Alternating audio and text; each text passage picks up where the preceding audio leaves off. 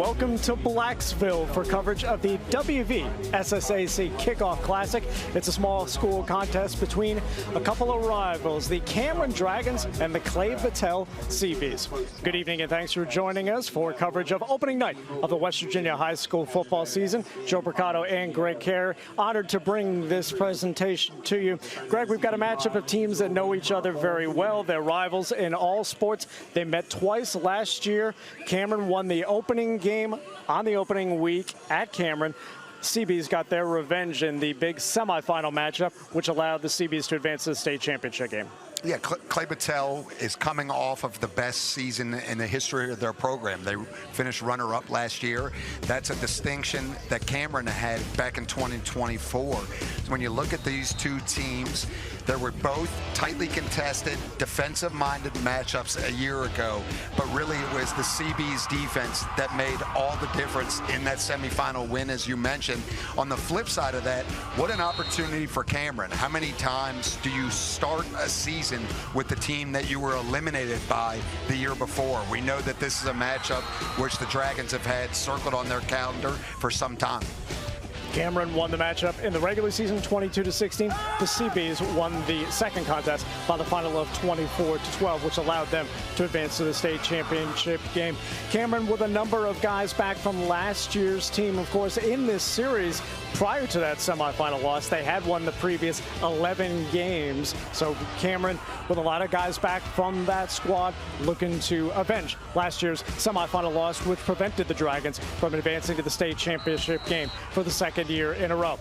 Greg, no surprise that with what these teams have coming back, they figure prominently in the first edition of the MetroNews Power Rankings. All four classes reflected in the rankings. And in Class A, we see that Cameron and Clay-Battelle both pretty high up after the seasons that they had a year ago.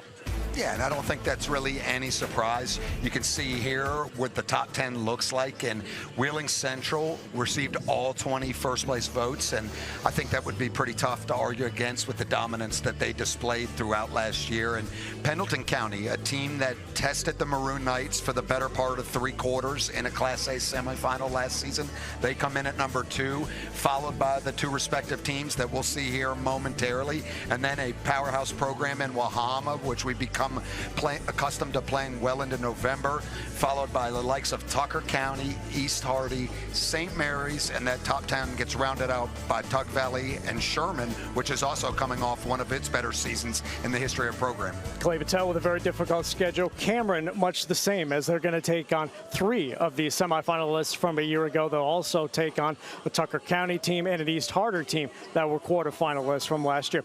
Greg, let's take a look at Class AA. We'll take a look at the higher classifications later in our pregame show, but Class AA brings back the team with the state's longest winning streak. The Frankfort Falcons looking for their 3rd consecutive Class AA state championship.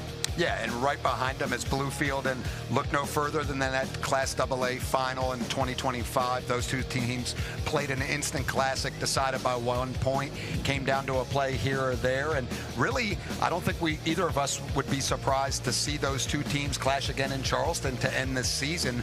But when you look directly behind them, Independence, which has had a very strong program for the better part of the last decade, they return a lot of talent from a quarterfinalist team a year ago. Doddridge County and Philip Barber continue to take steps forward. They come in at 4 and 5 respectively. And then rounding out the top 10 is Mingo Central at 6, an upstart Williamstown team that was very young last year at number 7, followed by James Monroe, Roane County, and Logan. Yeah, you mentioned the Williamstown Yellow Jackets, and they're a team that finished 5 and 6 a year ago. But based on what they're bringing back, you can expect some much higher expectations for the Yellow Jackets this year. Frankfort opening up their state title defense tomorrow night against the Moorfield Yellow Jackets. Bluefield taking on their rivals from Graham, the team that they used to share Mitchell Stadium with from just over the border in Virginia. That's the 100th edition of one of the greatest rivalries in the country. And an Independence team, as you mentioned, 9 games on their schedule, just 2 games at home, at least as of right now, in Coal City. So it's going to be interesting to see how Class AA plays out with a lot of the teams at the top being very well tested. Yeah, and you look back at that game last year where Bluefield was able to avenge what had been a 4-game losing streak to its rival from just across the border.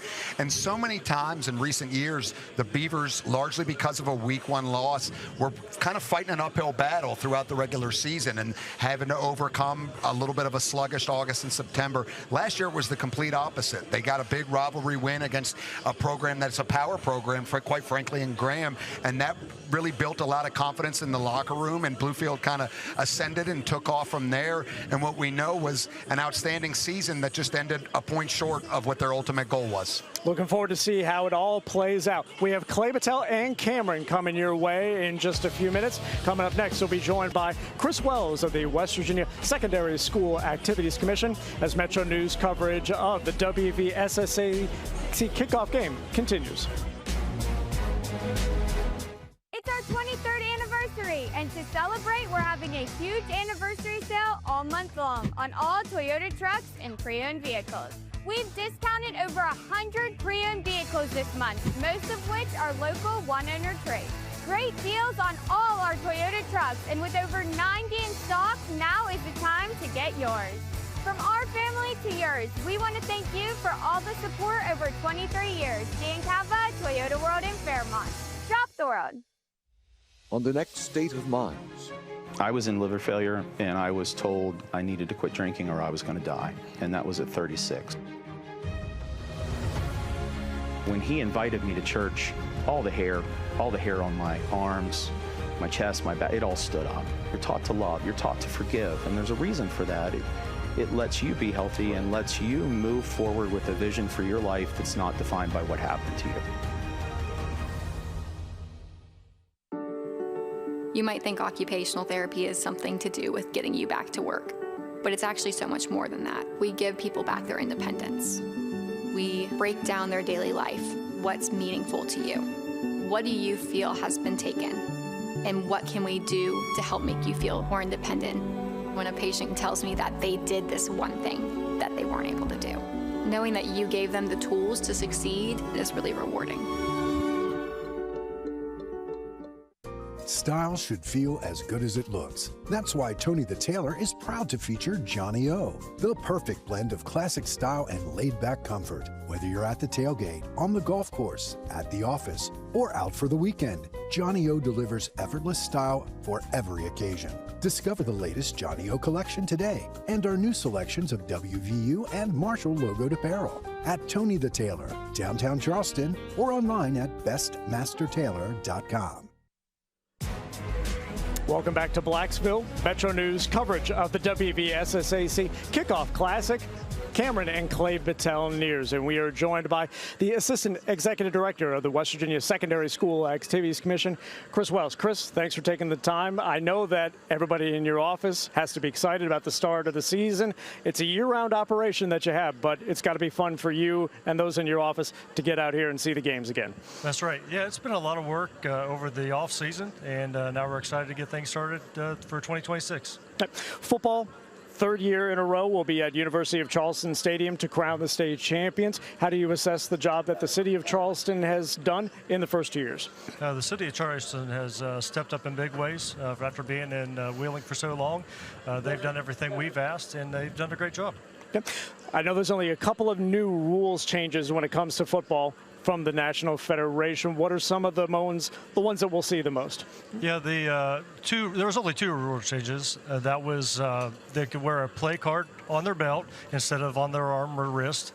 And then the other is they are not allowed to slap the opposing team's helmet.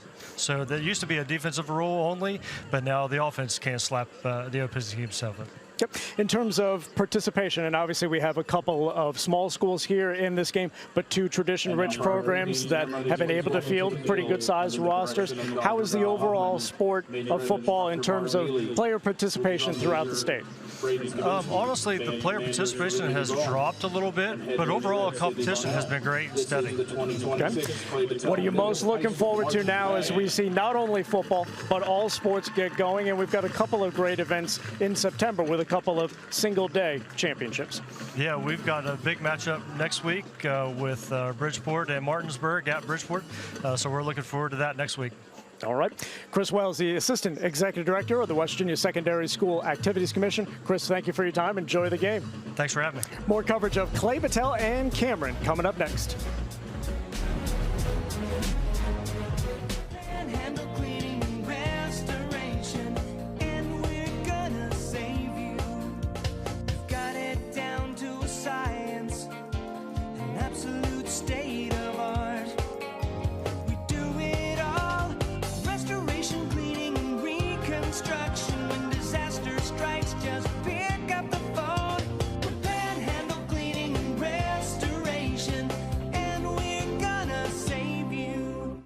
At Daniels Men's Store, exceptional style begins with a curated selection and finishes with a flawless fit. When it's time to buy a suit, Daniels is here to make sure yours is one of a kind. Discover tailored suits you'll only find in store at Daniels. Stay ahead of West Virginia weather with MetroNews Television. Now bringing you a new way to stay informed across the Mountain State. Get updates daily at 9, noon, and 4. From headlines and precipitation to severe weather threats and highs and lows. See conditions from panhandle to panhandle and check travel with the Fly CRW forecast. Our meteorologists are on your screens and on Talkline, Midday, Hotline, and Sportsline, keeping you up to date. MetroNews Television weather. Accurate, local, and always on.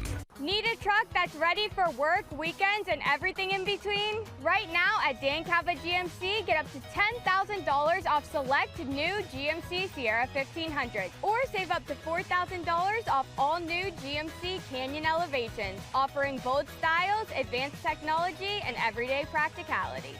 Come explore our all-new GMC Yukons, built for busy families and big adventures. All this and more at Dan Cava GMC in Bridgeport. Shop the world. The best selection of WVU apparel is at Daniels Men's Store. Exclusive designs you won't find anywhere else. Stylish, sophisticated, and unmistakably mountaineer. Shop in store or online at danielsofmorgantown.com. Fight song or whatever. Welcome back to Blacksville. Coverage of the WV SSAC Kickoff Classic between Cameron and Clay-Battelle. Nears, Joe Mercado and Greg Carey taking you up until the top of the hour in kickoff. Greg, the first two classes we took a look at with the Metro News Power Rankings. Let's take a look at Class AAA and Class Quad A. AAA, the only one of the four classes in which the defending champion is not the #1 overall team. That honor goes to the Bridgeport Indians.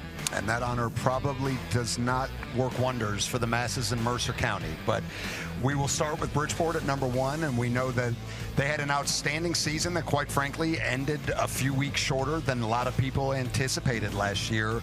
A big upset in the quarterfinals, and Bridgeport was beaten at home by Chapmanville. But the Indians return a lot of talent, namely a tailback who we expect to be on the Metro News Player of the Year candidates, and that is Gavin Williams, a player who also is outstanding on special teams.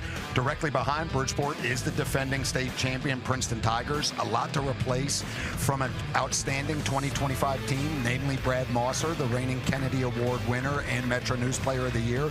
But the Tigers do have a fairly strong nucleus back, so we would expect them to again be in the mix. And then coming in at number 3 is Herbert Hoover, a program that has really been on the rise for the better part of the last 6 or 7 years. Got an influx of some standout transfers and returns of pretty strong talent. They will be opening up tomorrow night on a game that I knew you'll be seeing in hand against number 4, Fairmont Senior. So we'll kind of learn about the pecking order of these AAA rankings right off the bat. And rounding out from 5 to 10 in the poll is Chapmanville, an upstart program that was a semifinalist a year ago. North Marion, Spring Valley, South Charleston, last year's defending state runner-up in Nitro, and then at 10, the Winfield Generals. Yeah, Chapmanville, a team at number 5 that was able to go to Bridgeport, defeat the Indians in the quarterfinal round of the Class AAA playoffs a year ago by the final of 33-27. They've got a lot of their linemen back. They've got an outstanding junior quarterback in Dakota Dalton coming back and the Tigers have high expectations coming into the year. South Charleston, a team that checks in at number 8, they're opening their season tonight against a Nitro Wildcat team that finished as a Class AAA runner-up a year ago, finished the season at 12-2. They've got a new head coach. They've got a largely new roster, but the Wildcats opening up their season against South Charleston. And lastly, Greg, let's take a look at the Class A Metro News rankings, and we see a team from the eastern end of Monongalia County leading the way, and also University High, another Mon County team at number 5. But it is Morgantown, the defending champions, leading the way in our poll. It is, and we look at how last year ended. Morgantown came out on top in an instant classic against the team coming in right behind the Mohegans to start the season in the power rankings. That would be none other than the Martinsburg Bulldogs, and it looks like Martinsburg's game, which was scheduled tonight against Hedgesville, has been postponed. So we'll wait to see if the Bulldogs do play one of their Eastern Panhandle rivals, because weather has pushed that game back at least a day.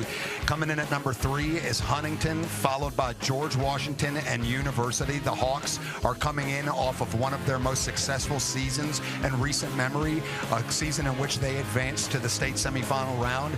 And then at 6 through 10, you've got Spring Mills, which narrowly was defeated in overtime by 1 point last year in a quarterfinal against the eventual state champion Morgantown.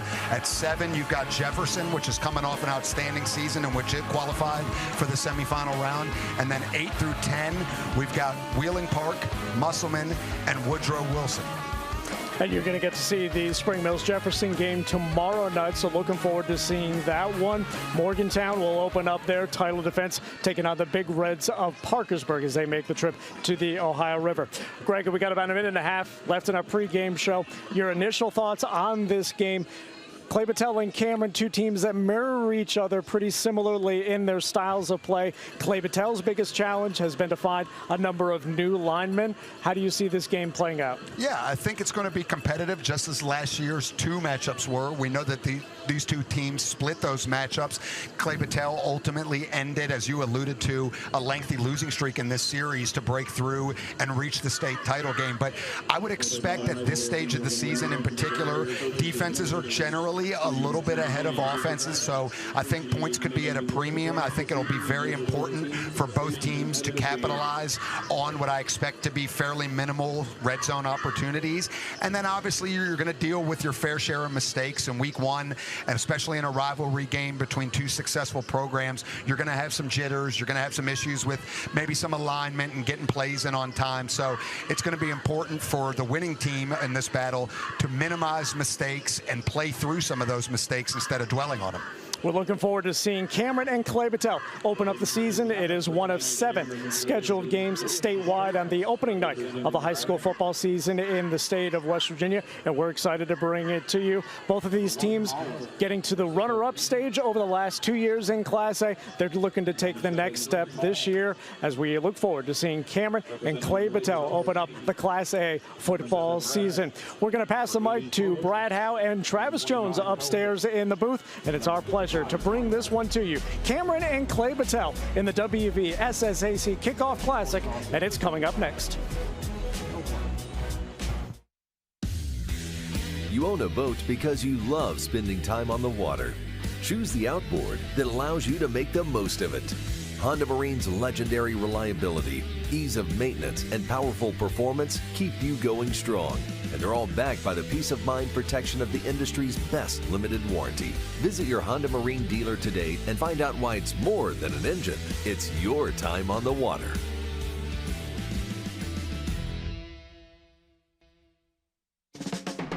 You want to know what West Virginia is talking about? It's good to be back in Morgantown today. Now it's different. I think it's mostly just business. What I voted for and what I think makes the most sense. Well, Dave, this has been a bit of a controversy. I want to thank the caller last week that said I sounded like Hoppy Kirchhoff. That was flattering. Join Dave Wilson and TJ Meadows Monday through Friday for Talk Line on Metro News Television.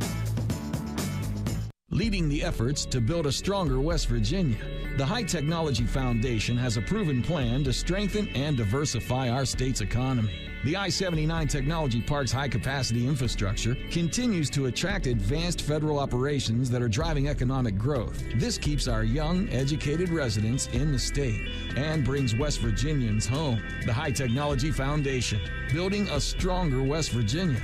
Learn more today at WVHTF.org.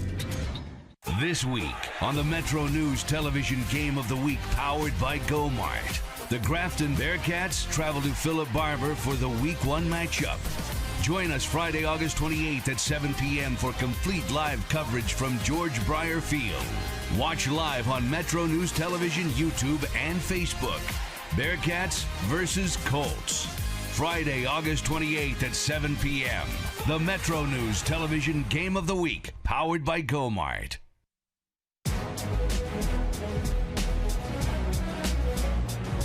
From Cee-Bees Stadium in Blacksville, West Virginia, we welcome you to the SSAC kickoff game presented by the Army National Guard. We kick off high school football in the state of West Virginia tonight. Class Single A, it's the Cameron Dragons and the Cee-Bees of Clay-Battelle. Welcome to football season. Travis Jones along with Brad Howe back with you again. Brad, last time we were together, state championship in Charleston. Cameron state runners-up.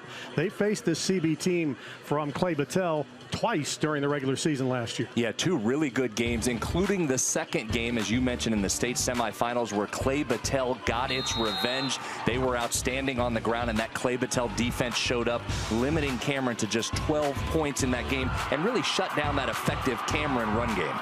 Yeah, Cameron 22-16, the winner in the season opener last year, and in the playoffs in autumn it was 24-12, as Brad mentioned, as the Dragons went on to Charleston and lost to Wheeling Central in the state championship. All right, let's talk Cee-Bees. You saw his number, and although it's a unique number for a quarterback, number 25, Corey Cohen, is excellent. Over 2,000 yards last season and 37 touchdowns. Yeah, he can do it all. He ran for 115 in that second game we were just referencing, and then threw for over 300 yards in the state title game. So he can do it both. Nursing a little bit of an injury tonight, though, so we'll keep an eye on what his effectiveness will be in this game.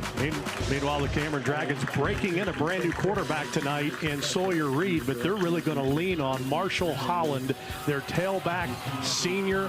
Last year, nearly 1,800 yards rushing and 17 touchdowns. Yeah, he's outstanding on the ground, and Cameron's going to lean on him heavily tonight behind that offensive line and hope they can get that ground game kicked up early. Yeah, Holland also added 4 receiving touchdowns a year ago for this Cameron Dragon offense. Cee-Bees and the Cameron Dragons coming your way from the western part of Monongalia County in West Virginia, and the kickoff is next.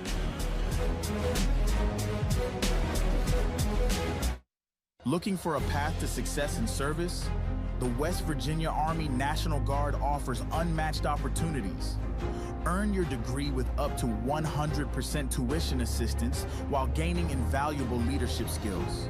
Join a team dedicated to community, state, and country. The West Virginia Army National Guard, where your future starts today. Visit nationalguard.com/WV to learn more. We guard West Virginia. We are there for you, to care for you at the health plan.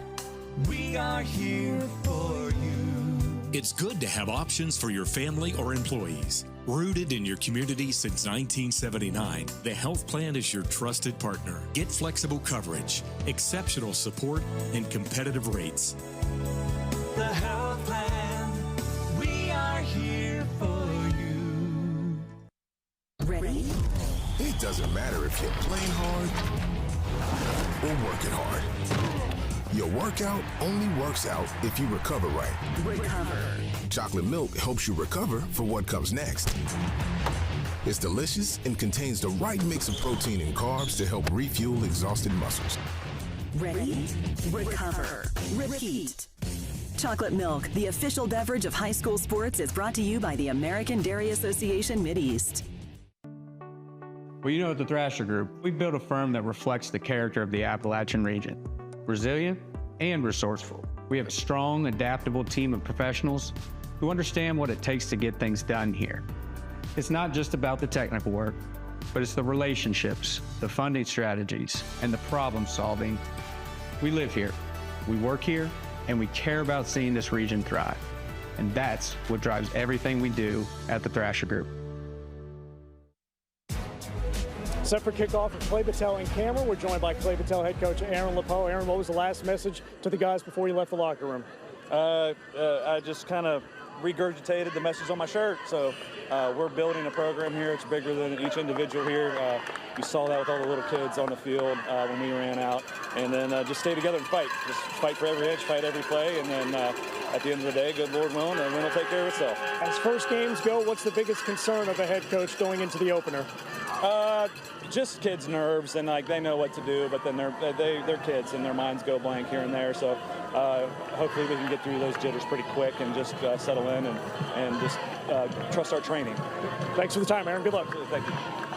All right, thanks a lot, Joe. Ryan Wilson, the longtime head coach, 29 seasons, and head coach Aaron LePeau with the tutelage under Ryan Wilson. Third year, 16 wins and 7 losses here for the Cee-Bees. Damon Cohen is the kickoff specialist. Short kick fielded by that man over the 40. Out of an ankle tackle. Nice return for Cameron. Missed tackle. And finally, Aiken Davis is pulled down across midfield at the Cee-Bee 47-yard line. And Brad, how when you're breaking in a new starting quarterback and Sawyer Reed, that's exactly the start you want. Oh, great field position there. Cee-Bee trying to do a little pooch kick, see if they could get the coverage down there. But a really nice job there on the return to get it over midfield and start here with the short field. Reed was a receiver last year, had 2 receiving touchdowns on the season for the Cameron Dragons as a part of that 8-4 season and the loss to the Cee-Bees in the playoffs. I'll start with a handoff with a flag down, and Harlan turns the corner, and Holland is able to take it down to the 42-yard line, but the flag came in right at the snap, so we'll get our first infraction of the game on the first snap from scrimmage.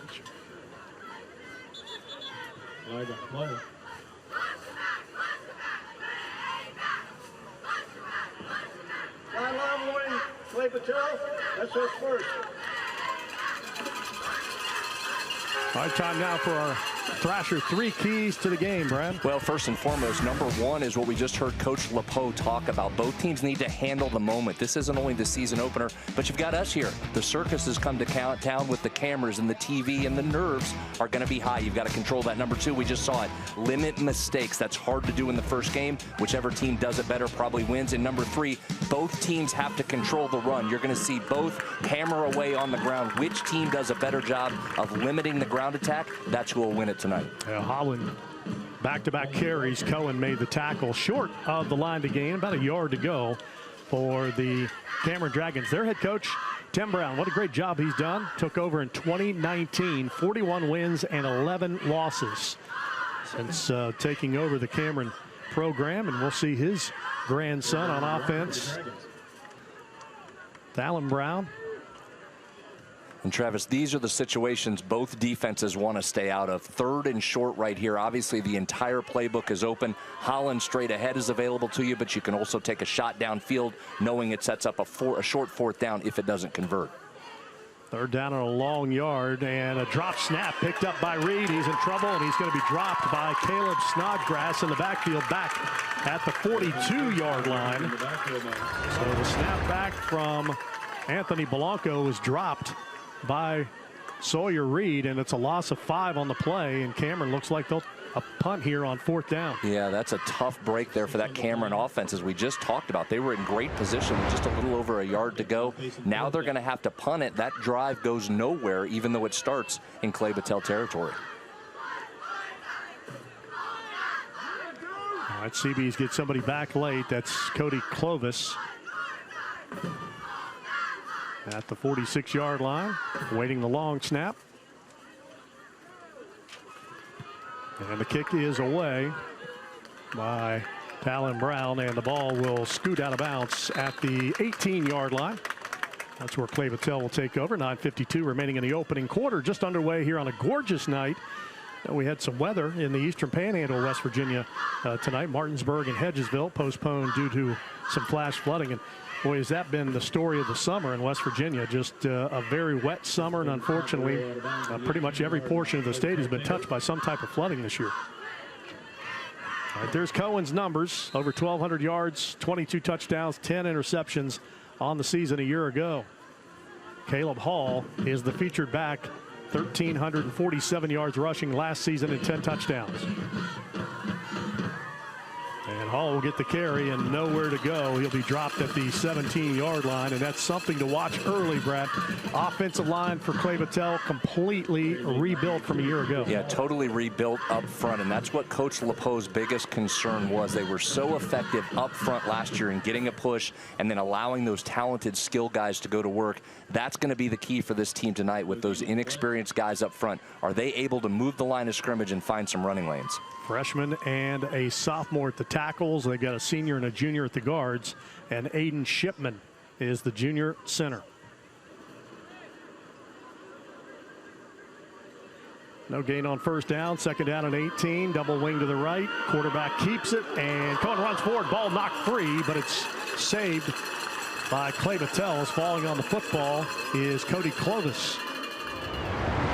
Back at the 14-yard line, loss of 4, and that's just a helmet on the ball. That was just good tackling by the white shirts of Cameron. They got to the football, popped it out right there from Cohen. Great job and awareness by Clovis to hop on it and avert disaster for the time being.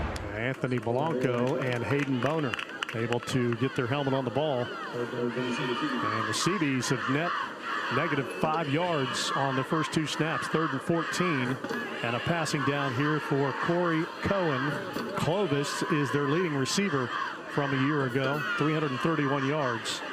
Where's number 8?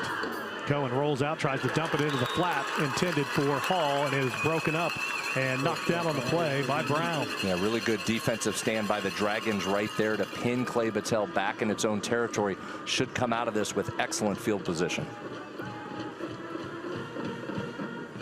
All right, so the Dragons, after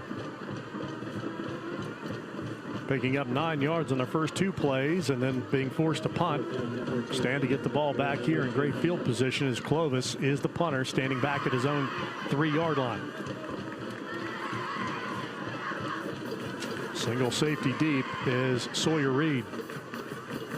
Play clock's under 10. Clovis is ready. Rolls out to his right, punts it. It's effective. Knuckleballer not returned. Hits at the 40 and will actually take a Cameron bounce back inside the 40 and be down at the 39-yard line. Both teams have possessed the ball once. 8:09 remaining in the opening quarter. It's been a field position battle. Cameron with the ball when you come back.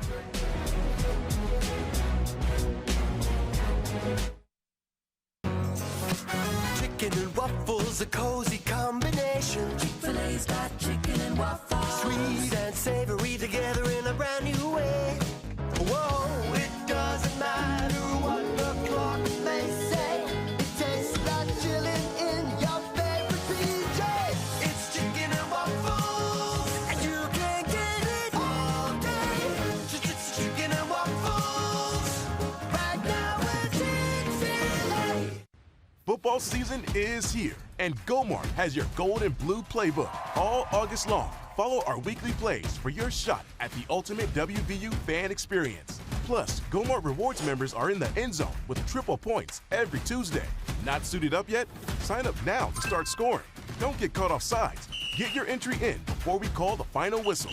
Winners announced on The Rich Rodriguez Show on September 7th. Check out the app or go to Gomart.com for details.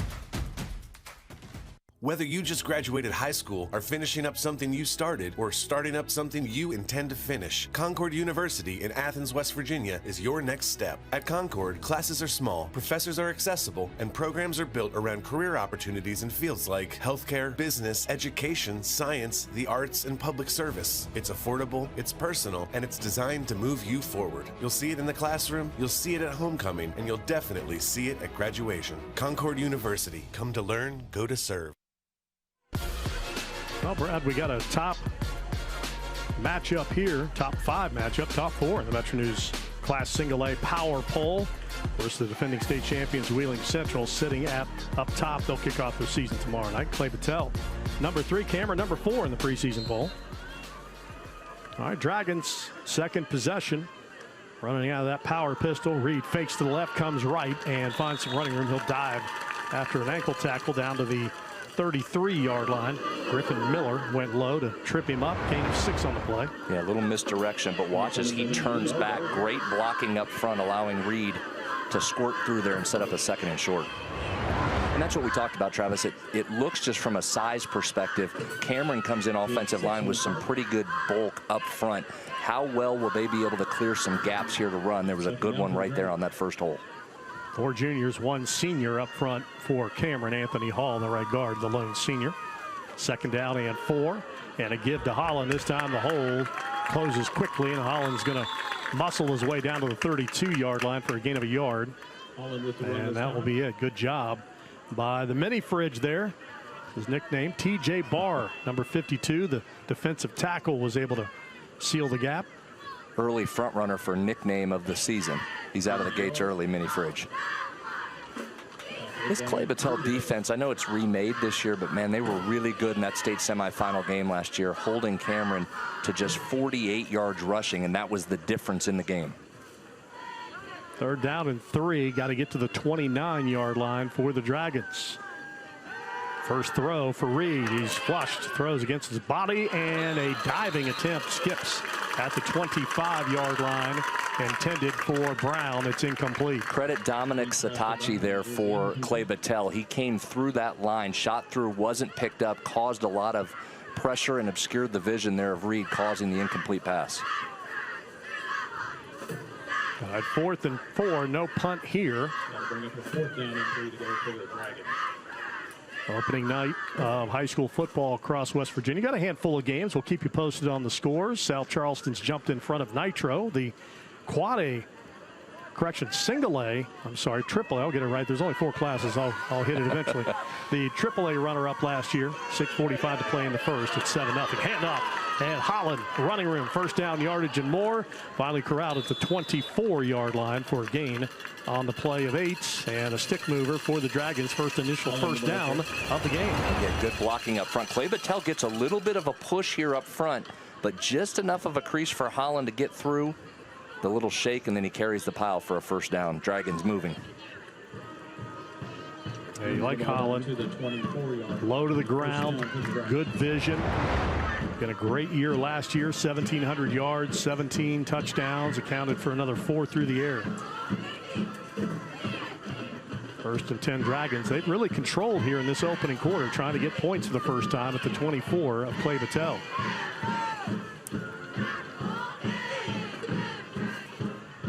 Two receivers out right, bottom of your screen.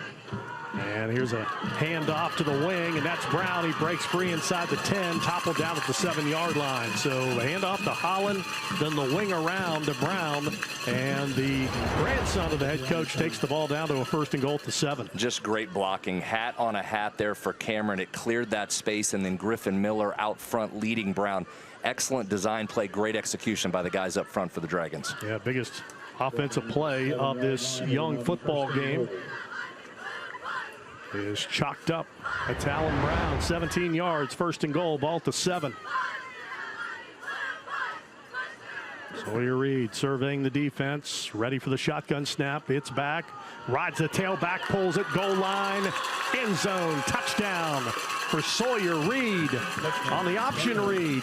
And he made the right choice as he runs it in, and the Dragons are on the board. What a great decision, and watch how long Reed holds it in the belly there of Holland before he pulls it. Really confusing the defense. Hold, then takes advantage of that giant lane up the middle, punches it in for the 1st score of the season. Sawyer Reed into the end zone again. Wide receiver last year was Reed, and that is also his 1st rushing touchdown of his varsity career, as Brown is on for the point after with Reed to hold. Try to make it 7-0. Snap back, straight on kicker, and that kick is good. Talon Brown adds the extra point. 5:25 remaining in the opening quarter. Cameron on top of Clay-Battelle. 7-0. The kickoff game here in Blacksville.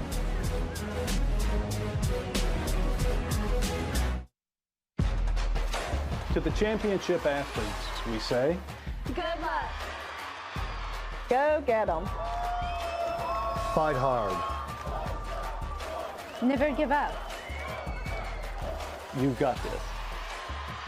There's no I in team. Let's go. And most importantly, have fun. At WVU Medicine Thomas Hospitals, we're proud to be the official healthcare partner of West Virginia High School athletics. Across West Virginia, connection begins with fast, reliable fiber internet. Connecting overlooked communities to what matters most. Protecting businesses with managed IT and advanced cybersecurity backed by local experts. Perfecting technology experiences while investing in West Virginia's future. CityNet, built and supported by West Virginians, for West Virginia. We are there for you, to care for you at the health plan. We are here for you. It's good to have options for your family or employees. Rooted in your community since 1979, the health plan is your trusted partner. Get flexible coverage, exceptional support, and competitive rates. The health plan, we are here for you. Well, beautiful night in Blacksville, even for the Pooches. Come out and watch some football on opening night. 5:25 in the opening quarter. Cameron on top 7-0 after taking advantage of excellent field position for the second consecutive drive. Dragons on top 7-0. Brown ready to kick off. 39 yards rushing early for the Dragons, and they're averaging about 5 yards per carry. Brown once again to kick off.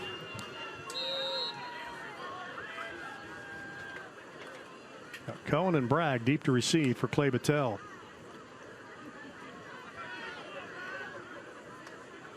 Brown on the run up, and he's going to kick it to the sideline. Fielded there by Bragg on the return. Center of the field, and he'll be corralled at the 26-yard line and dropped on a nice special teams tackle made there by Cale Winters. All right, so Clay-Battelle down 7-0. Dynamic duo from last season. We talked about Caleb Hall. He's gotten a carry. How about Caleb Snodgrass? This is why you love high school football. Second part of that two-headed backfield monster. A need at guard, so he moves to the line this year. Yeah, and what a great team player. He went to Coach LePeau and said, listen, I know we need help along the offensive line. Give me a new jersey. I'll take number 55. I'll jump in at right guard. So that's a 700-yard rusher from last season. Moves himself to the offensive line here to try and help the team. Yeah, absolutely love to see that. So the Snodgrass, keep an eye on him tonight, number 55. Here's a run on a keeper from Corey Cohen, the quarterback, out to the 26-yard line, and got blistered after a gain of just a yard on the play. That was a great catch by Cohen just to avoid a turnover right there. Snap was high. He corralled it, still was able to get himself back to the line of scrimmage. Surrounding Snodgrass, you've got Jacob Layton, the sophomore, at left side tackle. Alden Shipman is the center. T.J. Barr is the junior right guard, and the right tackle is a freshman in Braden Willard. And so far, what you're seeing with the Cee-Bees offense is as we thought. They're just having trouble getting much of a push up front, so there's no inside running lanes right here. Doesn't matter if it's been Hall or Cohen. They just can't find any daylight to crack through right now. Hall line up to the right of Cohen. Another high snap, and that blows the timing pitch out, and unable to get around the corners. Caleb Hall is Anthony Hall for Cameron. Will upend him at the 24-yard line, and a loss of 2. And right now, the Cee-Bees offense just can't get going. Yeah, as you can see right here, the snap was up top. Another great catch. Cohen got rid of it as quickly as he could, but just too much pressure up front. Anthony Hall, the first through there for the Cameron Dragons. Now, normally, Clay-Battelle likes to run it, and then look to go vertical and deep. But given the fact that Cohen is nursing a right arm injury, his ability to throw it deep is probably limited tonight. So it might take a couple plays out of the playbook for Clay-Battelle. Third down and 12, 3 wide outs out. 2 to the left, 1 to the right, and an empty set for Cohen. Got a tight slot. Also to the left of the formation, and did not get the playoff in time, and we're going to have a delay game upcoming here on Clay-Battelle. Yeah. It's a fine line there for Clay-Battelle. They're trying to milk some clock here as they give their inexperienced guys a chance to get settled, but obviously you have to get it off before the play clock. You don't need this offense further behind the sticks than it already was. All right, 3rd and 17 for the Cee-Bees offense. Trying to get on track here to start the season.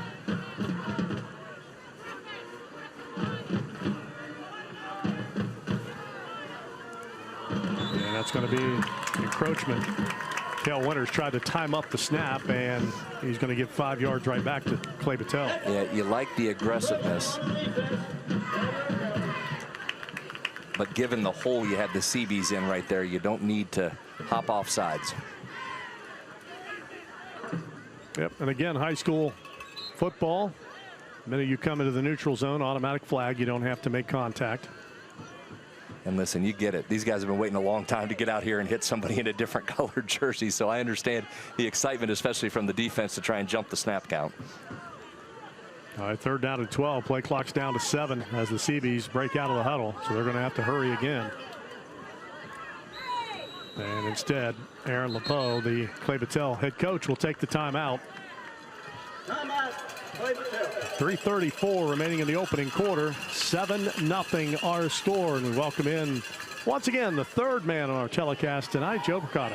Hey, thanks very much, Travis. Cameron's schedule, and certainly Clay-Battelle has some challenging opponents on theirs, but Cameron's schedule right off the bat, they've got 2 teams that were in the semifinals a year ago in Clay-Battelle and Pendleton, a couple of quarterfinalists in Tucker County and East Hardy, and then 4 of the 5 Ohio opponents that they'll play won their season openers last week. And head coach Tim Brown said, if you want to consistently get to the playoffs and then get to that game, speaking of the final, that you want to be at the end of the year, you have to play good competition. You have to challenge yourself. I think we've done that with our schedule in the past. This year might be our toughest schedule. Tim Brown on the road ahead for his Cameron Dragons. Yeah, thanks a lot, Joe. And yeah, I think we failed to mention on our telecast at least that this is the last 2 state runners-up that we're seeing here. Cameron 2024 went 12-2, lost to Wahama in Charleston, Laidley Field in the state championship. How about this program, Brad? Cameron's only lost 9 games since the COVID year of 2020. Yeah, they've been fantastic under Coach Brown's leadership. And talking to Aaron LePeau from Clay-Battelle this week, he had so much respect for the program and how they do things, and said certainly that's what Cee-Bees is trying to build toward, is to model themselves after what Cameron's been able to do. All right, Cohen, same formation. We'll see if Clay-Battelle can finally get this 3rd down snap off. 12 yards to go. 5-man rush. Cohen hit as he throws, and it's a short throw, incomplete. Reed was the closest to the ball, the defensive back for Cameron, as that delayed blitz got to the blind side of Corey Cohen. Yeah, and you could see the opportunity there. Cohen wanted to take that vertical shot like we talked about just a little bit ago, but was not able to get enough time to set and get the ball off before he was contacted. All right, Clovis stays on to punt. It'll be his 2nd punt of this opening quarter. So the Dragons, again, in good shape here to get excellent starting field position. We'll see if they can start a drive on the Cee-Bees side of the 50 for the 3rd consecutive. Snap is back. Clovis, a little pressure. High pooch kick. Fair catch called for and taken just shy of the 50-yard line by Sawyer Reed. We'll mark it at the 49-yard line of the Cameron Dragons. Mentioned the Cameron success. Well, the Cee-Bees go all the way back. They started football in 1939 when Frank Black took the first Cee-Bees team into Mannington and won that night 7-6. 390 program victories later, here we sit tonight. Were you at that game? I was not. Did you call it or no? I might have. I seem to recall that one. Here's a handoff, sweeping around the corner and out of the ankle tackle to 50. Down to the 39-yard lines, Griffin Miller. It's a nice tackle by Damon Cohen. Watch him fight the block on the edge right there, then dive in and wrap up the legs for no gain. When that started, it looked like there was going to be a gap around the right-hand side for a big gain, but Cohen just did not allow it. All right, Dragons take out a wide receiver, put in a wing back here on 2nd down and 8 in a quick moving opening quarter. Cameron's had a lot of success right up the middle through the gut of this defense. Let's see if they go back to Holland straight ahead. Second down, 8, facing an 8-man box. Handoff goes to Holland. He squirts through the line, keeps his balance, and will turn it into a positive down to the 43-yard line for a gain of 5. And the Dragons once again will be in a third down and manageable. Yeah, there it was. Don't mess around. Just hand it to Holland right up front. You saw a couple of the Cee-Bees defenders jumping out of position just a little bit. Open that running lane there. A nice move, a broken tackle. Holland gets you up down for a short third down opportunity here.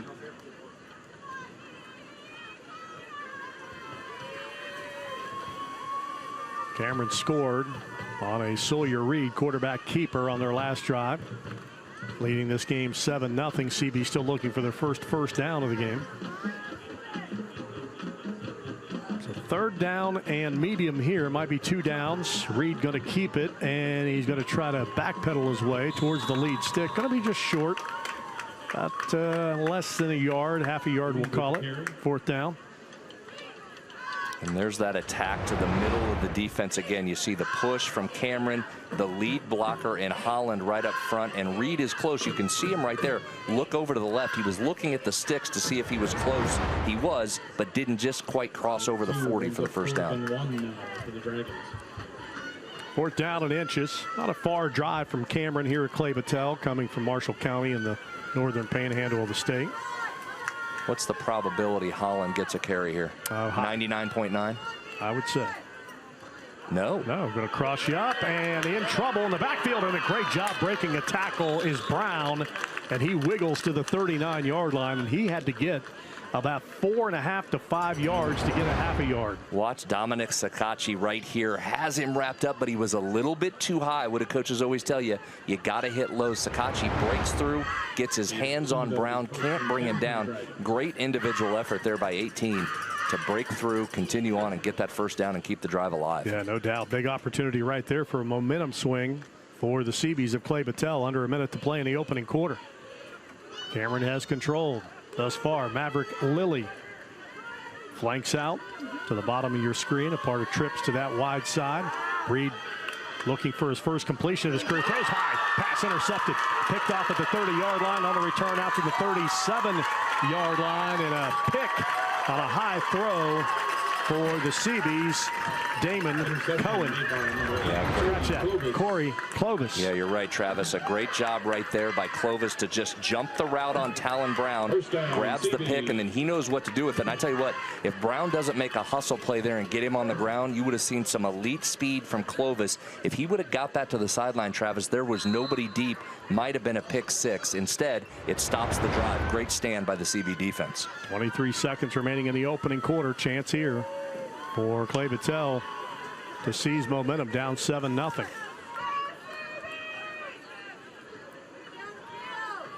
Thus far, their most productive play has gone a couple yards. Cohen, blood in the water, wants to throw deep, does, and incomplete. Unable to locate the ball was Clovis. Thrown over the wrong shoulder, but he had a chance if he could find it. Maverick Lilly was in coverage. Yeah, and I think Cohen just needed to unload that maybe a tad earlier than he wanted to. Clovis had trouble locating it. Still very nearly came up with the catch as he had the defender beat deep there. That opportunity was there. And as we mentioned, Clay-Battelle likes to take those deep shots. They'd rather it be set up by the run, but it might have to work in reverse tonight, Travis. You might have to try and hit a couple of those shots to loosen up that defense and help this inexperienced offensive line. Could be the final play of this opening quarter. 4 wides to the right and an empty set. Cohen is back, 4-man rush, going to throw deep again. A knuckleballer that is incomplete, and the closest to the ball was Sterling Reed, the defensive back. Yeah, and Reed wasn't fooled there. He immediately backpedaled and got away from Clovis, protecting that deep ball. Just no chance for the completion there. So to your point, you know, haven't hit it yet, but they're attempting it. We'll see if that loosens up that box area a little bit against the run. But now on 3rd and 10, a decision here for the Cee-Bees. And if you're Aaron LePeau, you had to try something there, Travis, right? Running the ball up into the gut of that Cameron defense wasn't working. You had to try and loosen it and get some space by whatever means you could. And another timeout going to be taken, this time by Clay-Battelle. They had pulled Cohen, their starting quarterback, out of the game. And it looked like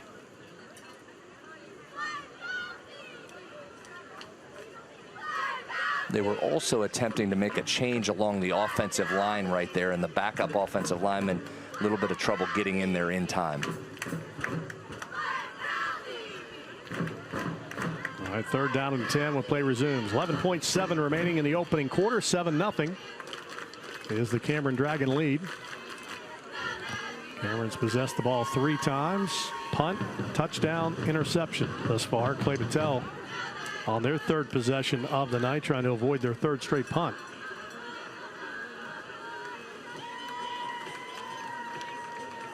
Thanks for joining us tonight on MetroNews Television. Forward to being with you coming up the first weekend in December for the SSAC State Championships. All 4 classification championships here on MetroNews Television from Laidley Field. So what's the next move here if you're CB? You've tried to run up the middle with no success. You've tried to hit the deep ball. That hasn't been there. Might have to look for some misdirection, try and get the defense leaning, maybe get Clovis out on the edge, try and get that elite speed on the outside and see if you can break a big play here. Cohen back in a quarterback now. And here comes the misdirection on a flip and well defensed, and Caleb Hall is going to be taken down right at the line of scrimmage, and Talon Brown was not fooled. Yeah, that's just good defensive work, staying in your spots if you're Cameron right there. End of 1 dominated by the Cameron Dragons. They lead 7-0, trying to extract some revenge from last year's playoff loss to Clay-Battelle.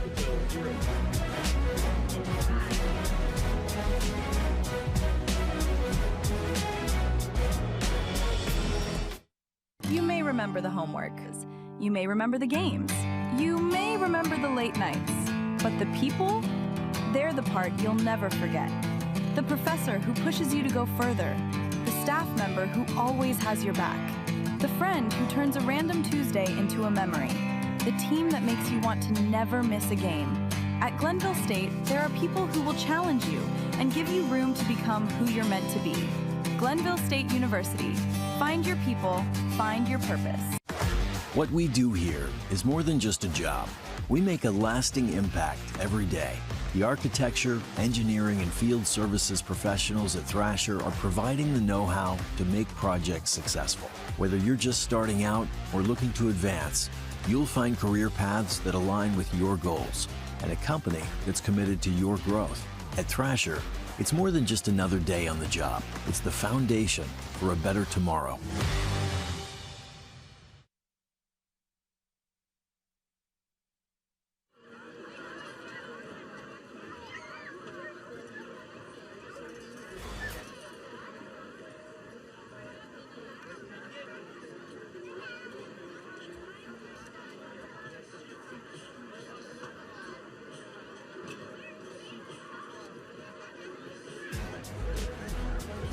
Cameron leads Clay-Battelle 7-0 as we head to the second quarter. We are joined by West Virginia Army National Guard Staff Sergeant Hunter Cashmere. Hunter, thanks for joining us. Talk about, if you would, about what the Army National Guard does in terms of high school football and high school athletics in the state.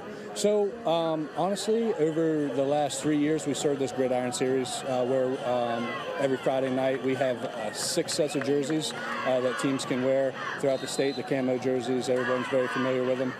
This year, in total, we have about roughly 50 different games across all single A through quad A, and I think in our area alone we got about 15 of those games scheduled.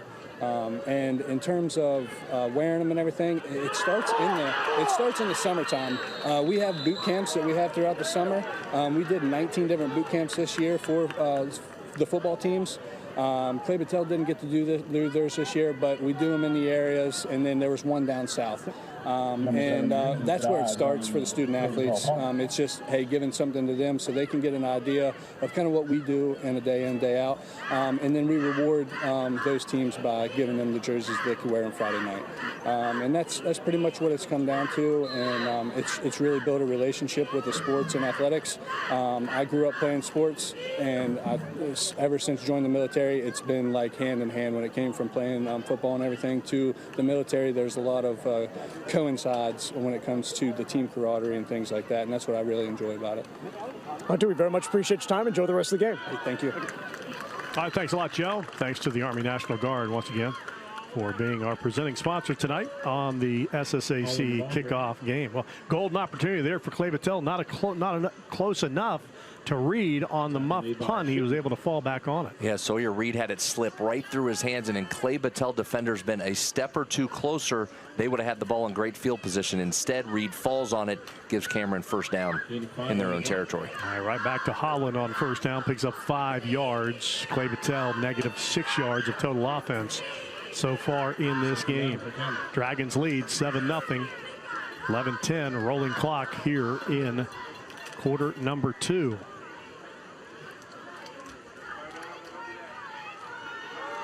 Quick throw down the line. Pass hauled in. There's Brown. He's a playmaker, and he'll get it out to the 40-yard line. Well defensed on that receiver screen, and we'll hold that to a couple-yard gain. Yeah, nice job by Caleb Snodgrass, 55 out on the edge, turns him back inside right there where he has some help, and you see all the blue shirts swarm there and get him down for just a gain of 1 or 2. Update on the scoreboard. South Charleston leading Nitro now 28-0 into the first quarter. North Marion has a field goal. They lead East Fairmont 3-0 in that Marion County battle. And Oak Glen on top of Weir early 7-0. All right, 3rd down and 4. Big hole for Holland. Has the first down as he takes it out to the 47-yard line. And that'll move the sticks on a gain of 7 for Marshall Holland. Yeah, Travis, we've seen Cameron try and be a little bit diverse and do some different things. But at the end of the day, when they need those tough yards, what do they come back to? Number 1, straight up the middle. Let that line do some work and let that big bruising back bang it up in there. Another first down. Drive stays alive. Ball will be marked down at the 42-yard line, 47-yard line. 1st and 10 for the Dragons. 1st and 10, ball at the 47. Out of a broken eye. Reed is ready. Sticks in the belly of Holland again, getting him greased up here in this second quarter, and again finds some running room off the left. And a healthy gain of 6, nearly 7 on the first down. Yeah, and here it is again, just Holland straight up ahead. Look at that blocking in the middle there. Great lane opened up right there, and Grayson Boner, 63, you saw him push to the right, open the hole, and then that gives you the lead blocker of Griffin Miller into the second level. That's why those are turning into such big gains. You're probably getting close to the point if you're Cameron right here, Trav. You just keep feeding Holland straight up the middle until Clay-Battelle shows they can slow that down. 2nd down and 3, and certainly he showed last year he can be a workhorse, kid that can carry the ball 30 times a game. Gets it again, falls on a defender and rolls over about a yard short of the first down as TJ Barr involved in that defensive play, threw his shoulder in there. 2 on the play now, 3rd down and 1. 3rd down and a yard, and so far tonight Cameron has been nearly perfect on 3rd down. You go back to that first drive, on the bad snap was their only non-conversion on 3rd down. This is exactly where they and most offenses want to be, on a 3rd and very short. On the plus side of the 50, so 4-down territory. Great job, run blitz, and the Cee-Bees will take Reed down in the backfield back at the 49-yard line. So they sold out, dropped the heat, and got home. What a great call right there defensively as Cee-Bees brought everybody. First one through right there was, again, Dominic Takachi. That forced the quarterback Reed to have to jump off to the right. Corey Cohen was waiting for him, and a perfectly timed run blitz right there to get a stop on 3rd down. What a great call and great execution by the Cee-Bees. Yeah, Caleb Hall in there as well. They're going to force the punt. So Brown will drop to receive the long snap back at the 39-yard line. Bragg is the single safety standing at the 19. Snap is back. Brown takes off. Now he will punt it. End over end. Coffin corner hits and will bound out to the 20-yard line, where it's down there by Cale Winters. And that's where Cameron will take over on their 4th drive of the game with 7:38 remaining till halftime, leading 7-0. All right, Dragons with the ball, but it stalls out. Cee-Bee ball. We come back trailing by a touchdown. Looking for a path to success in service? the West Virginia Army National Guard offers unmatched opportunities. Earn your degree with up to 100% tuition assistance while gaining invaluable leadership skills.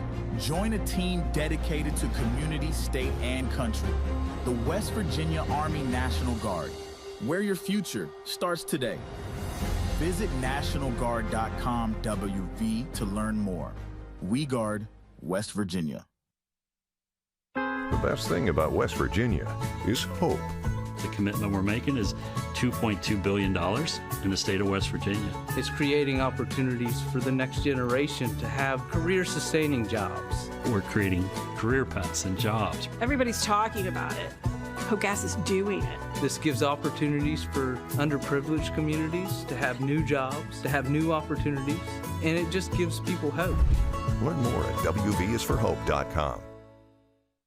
West Virginia Wesleyan College has always been about helping students become the best versions of themselves.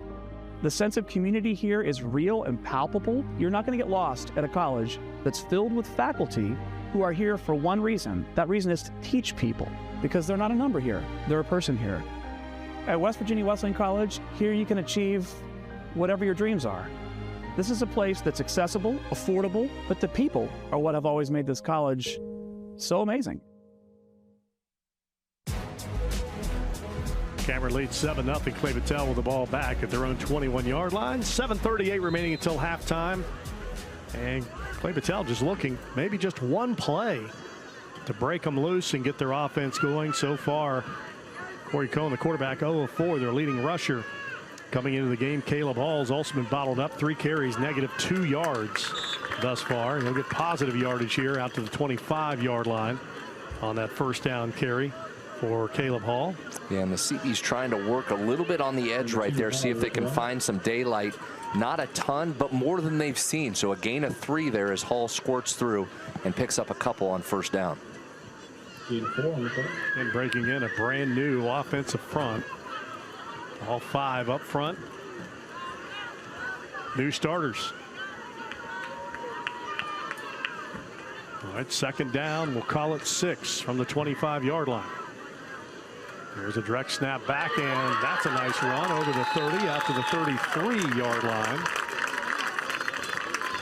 So they snuck the quarterback out there, Cohen, and snapped it right back to Caleb Bragg. Yeah, and that's good blocking there. That's probably the best sequence of blocking up front for the Cee-Bees, and Bragg knew exactly what to do with it. Great vision as he started right, cut back left there, and got the first down of the game for the Cee-Bees. Found a little bit of life there on that play. Nice call.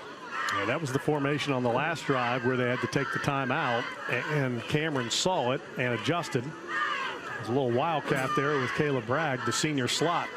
He'll stay in, along with Caleb Hall in the backfield. First and 10, ball at the 34-yard line. Snap back, and this time it goes to Chachi, and he'll bring it to the 33-yard line, and a loss of a yard on the play. And Cameron just waiting for him right there. He tried to run first to that overloaded right side. Cee-Bees had some extra blockers in there, but it didn't help. Cameron did a nice job of standing him up for a loss. All right, Cohen will come back in now at the 6-minute mark. Bragg will check out, but he had the best offensive play of the game thus far for the Cee-Bees. Down 7-0 is Clay-Battelle.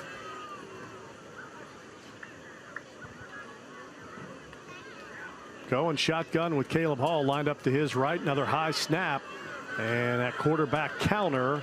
Again, the timing blows it up, and Brown is there along with big number 72, Caden Chapman. That's going to be a loss back to the 30. And unfortunately for the Cee-Bees, that's about the 3rd or 4th high snap we've seen. Again, Cohen did a great job there just to corral it, but by that time, as you mentioned, timing is thrown off, and the Dragons were waiting for him in the backfield. Yeah, got a freshman in there at center now, Caleb Knight. Third down and 15 upcoming. Brings up 3rd and 14 for the Cee-Bees. For the Cee-Bees. Cohen, again 0 of 4 thus far through the air. Threw for 1,300 yards and 22 touchdowns a year ago.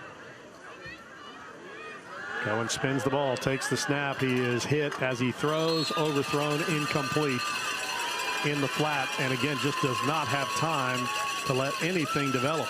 Yeah, that was Cale Winters, 31 for Cameron, that was in there like a flash. Cohen had to release it before he was ready. No receiver available at that time. That was great pressure by Winters.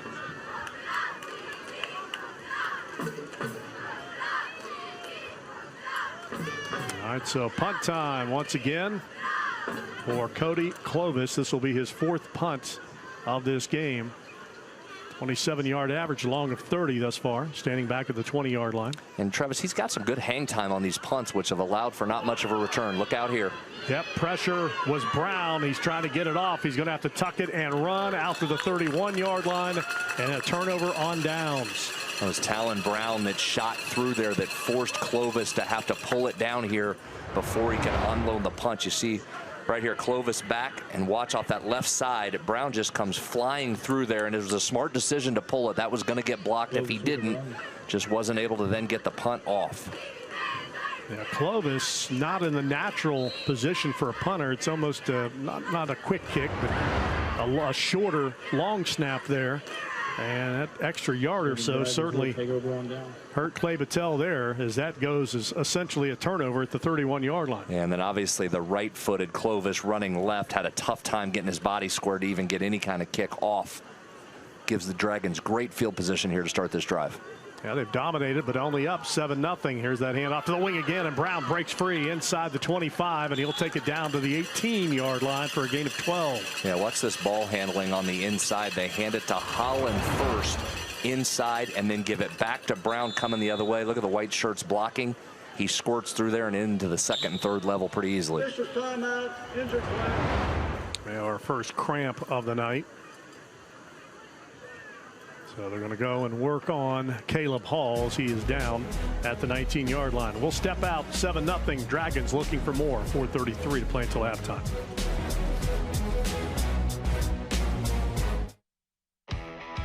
Toyota puts West Virginia families first. As the only automaker with roots deep enough to truly call our state home.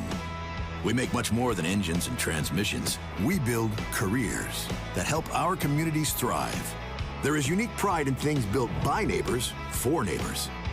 And your local Toyota dealer has the right selection to conquer every back road and mountain pass. We invest in our own because this is our home too. Toyota, let's go places. Football season is here, and Gomart has your gold and blue playbook all August long. Follow our weekly plays for your shot at the ultimate WVU fan experience. Plus, Gomart Rewards members are in the end zone with triple points every Tuesday. Not suited up yet? Sign up now to start scoring. Don't get caught off sides. Get your entry in before we call the final whistle.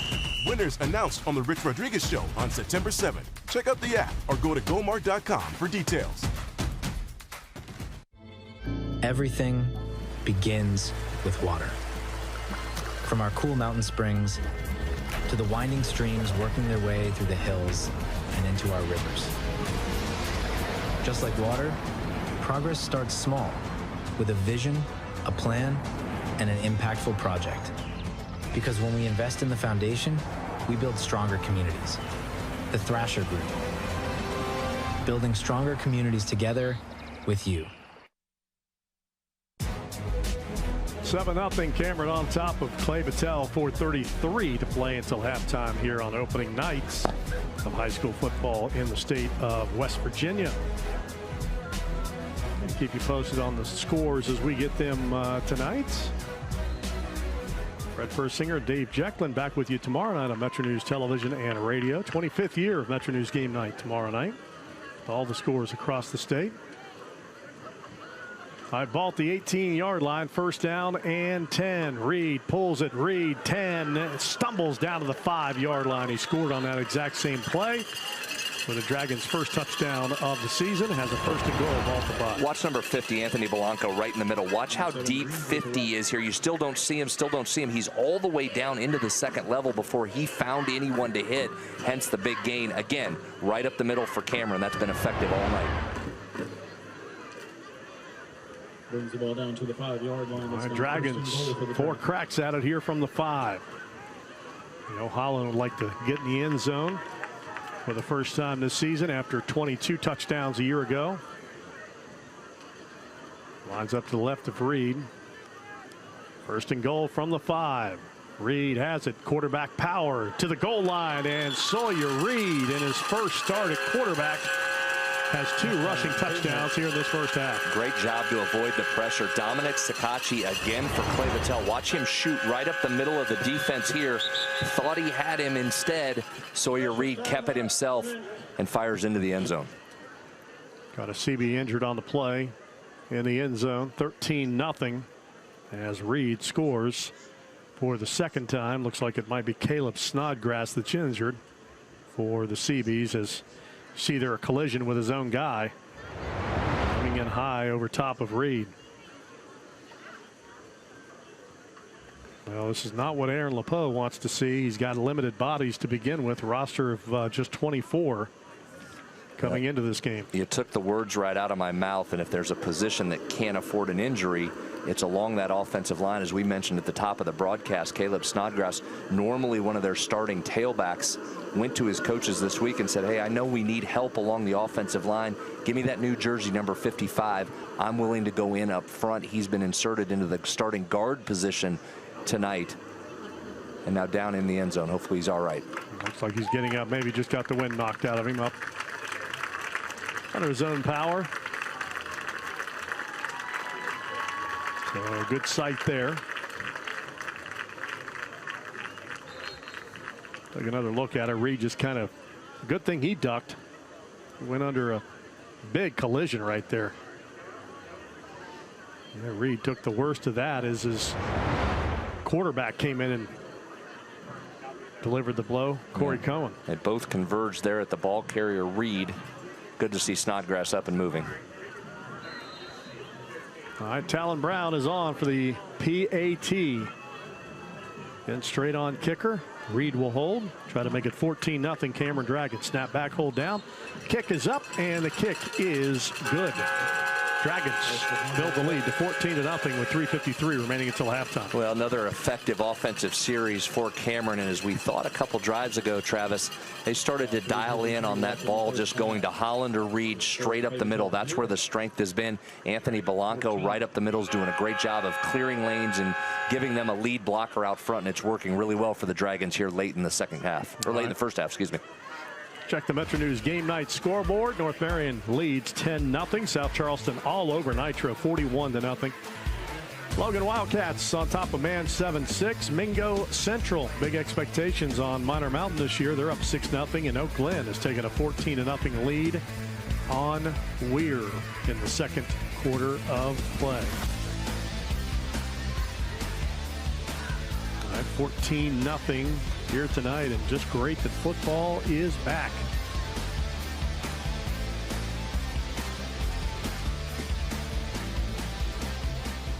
No, Brad, you're excited. Got college football coming up in less than 48 hours. Actually, it's tonight. FCS football tonight. Yeah, you got some tonight, so you're right. You said it well.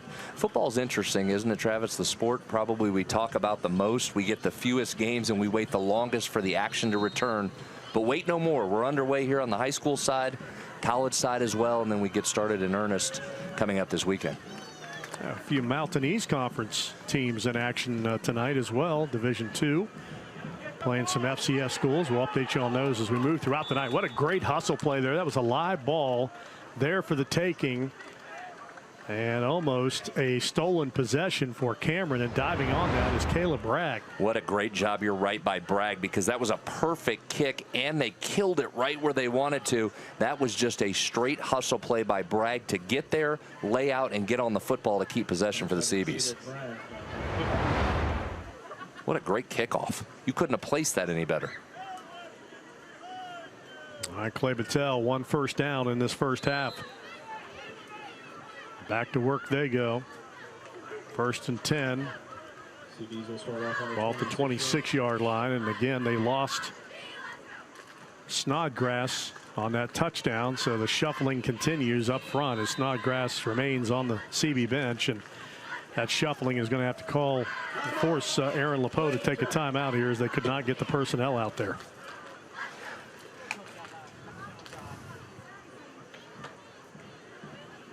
Well, Dragons of Cameron effective in the run game, as we thought they would, with some starting returners here. It all started with excellent starting field position on the fake punt. Yeah, great job by Talon Brown getting in there and forcing the missed conversion on 4th down, and then you just see Cameron start to go to work right up the middle and inside, ending with Sawyer Reed keeping it, getting it down inside the 5, and then he punches it in, calls his own number, gets in for his 2nd rushing touchdown of the night and of the season. All right, 2 timeouts remaining for the, 3 for Cameron. Clay-Battelle's out of timeouts as they start this drive. And Travis, as you alluded to, you've seen Alan Lepeau, Cee-Bees head coach, trying to find the right combination along that offensive line front as we've seen guys shuttled in and out. Normally you see that more in the skill positions, but tonight with that inexperienced line, trying to find something that works, multiple guys coming in and out of that lineup. All right, 1st and 10 from the 26-yard line for Clay-Battelle. And a give inside and going nowhere, and a helmet pops into the air. A hard hitting on that play at the 25-yard line as Caleb Bragg took a shot, and that was Cale Winters who came in and lost his lid. Right boom there. Oh, what a hit. What a great form tackle there by Winters. We've seen a change at quarterback as well. Gavin McLaughlin was in on that last play for the Cee-Bees, so you wonder if that's going to be get him in here some experience. Maybe he can throw the football a little bit more effectively than Cohen can, battling through those injuries, and see if Clay-Battelle can find some offense. Here's McLaughlin looking to throw under pressure, and he is sacked, driven down at the 15-yard line. Caden Chapman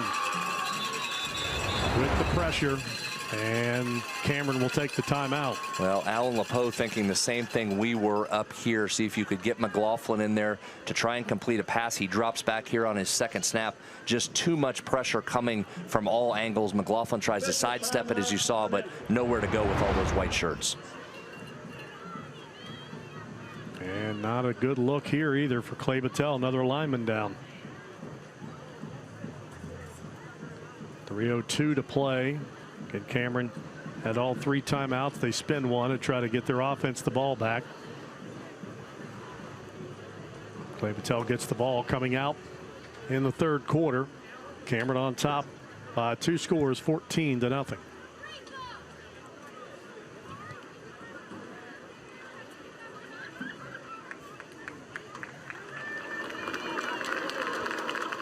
At 62, Jacob Layton starting weak side tackle. He was shaken up on the play, but looks like he's going to be okay. Well, the good news for Clay-Battelle, we've seen a bunch of guys go down here over the last few minutes, but all of them back up, moving, and back into the huddle. So good sign there for the Cee-Bees.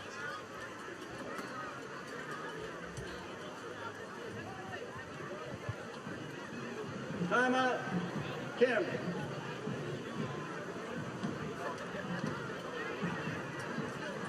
All right, 3:02 to play. And they just signaled another timeout for Cameron. And I believe that might have been the first stoppage was for the injury. Now here's the official timeout taken. So still 2 remaining for the Dragons. Yeah, and if you're Cameron, you certainly feel like you've got plenty of time here to maybe get another score on the board. Given where the ball is right now, you get a stop, you force a punt, get that ball back. Should still have a couple of minutes of clock to operate with. All right, coming up at halftime, you're going to hear a lot from Joe Mercado and Greg Carey, but let's hear from Joe now. Very much, guys. Aaron Lepeau taking over for his high school coach in Ryan Wilson, and the field house is named in honor of Ryan Wilson. He was a head coach here for 29 years after an 11-year run as an assistant, so 4 decades here for Ryan Wilson. Made 13 playoff appearances under his tutelage with 187 victories and got them all the way to the Class A semifinal round in 2014. So Ryan Wilson, the very revered head coach in Blacksville for the Cee-Bees. You mentioned 13 playoffs under Ryan Wilson. The schools only has 16, so only 3 of those don't belong to a Ryan Wilson team. Here's a fake, and it's picked off on the fake punt throw. It turns into a punt either way, and Davis will be tackled at the 41-yard line. Yeah, McLaughlin, that was a nice ball coming out of his hands, and again, there's one of those vertical attacks by Clay-Battelle. As he drops back, he got some time to throw. He throws it out, but just give a lot of credit there to number 5, Aiken Davis, who tracked that ball. You said it correctly. It was like a punt right there. He comes up with the interception, but serves the same purpose as you would have on the next down. All right, so the Dragons saved them a timeout. So Aaron Poe, risky play right there. If you run the ball there, you force Cameron to take another one of their timeouts and sets up the punt, but instead they've been trying to hit that deep ball. Well, and I would think the last punt attempt with the pressure that came probably made that decision for you, right? Take a deep shot. The worst that can happen is what happened, and it serves as the punt right there. Now Reed's going to throw it deep, far sideline, has a man, hangs in the air, pass caught inside the 10. That's Brown, 5 end zone touchdown. Hung in the air, and Brown did an excellent job tracing the ball, tracking it, and the defense couldn't find it, and Brown was locked in and runs it in. Yeah, watch number 1, Eli Cottrell back here. Looks like he has a beat on it, but I don't think he could find the ball either. He gets turned around a little bit, can't close on it. Instead, Brown swoops in, grabs it, and finishes the drive right there for the touchdown and the big play from the Dragons. Yeah, Dragons didn't need that final 3 minutes at all. One play and a touchdown to build the lead to 20-0. Here's Brown's kick, and it will sneak inside the upright. 21-0. Dragons on top. So nice first half here for the quarterback, Sawyer Reed. 2 rushing touchdowns and now a throw for 1. And Talon Brown's been impressive too in this first half, hasn't he? We've called his name a bunch, doing a lot of different things. We've seen some pressure defensively. We saw the near blocked punt, and then right there going up and showing his athleticism as he goes up and finds the ball and comes down with it. Did you see this pass? It hangs up there a long time. Brown never takes his eyes off it, adjusts his route, come back in, grab it, big play, touchdown.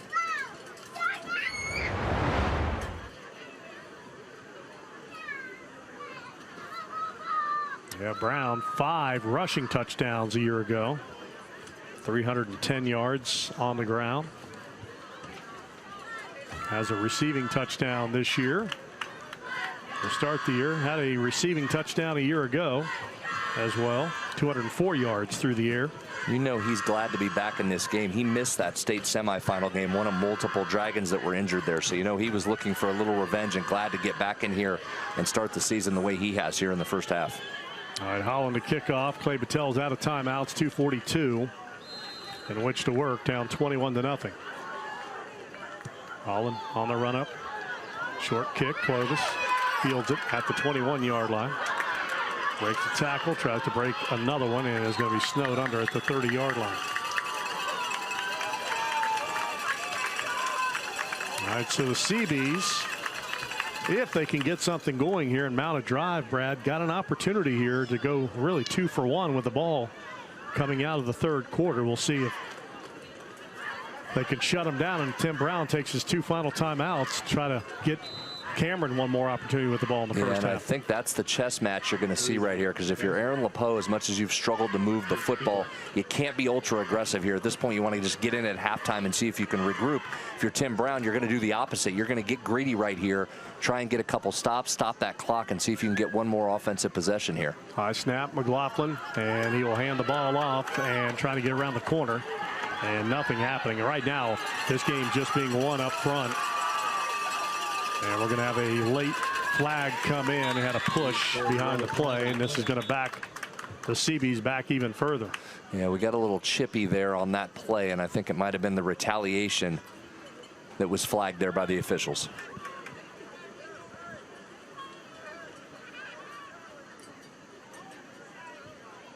So a loss on the run for Sachachi, and a dead ball whistle here. Dead ball. Personal foul on blue, number 65, 15-yard penalty. On Eldon Shipman. And now Clay-Battelle changes things immensely. They lose the down, and we pick up the 15-yard penalty.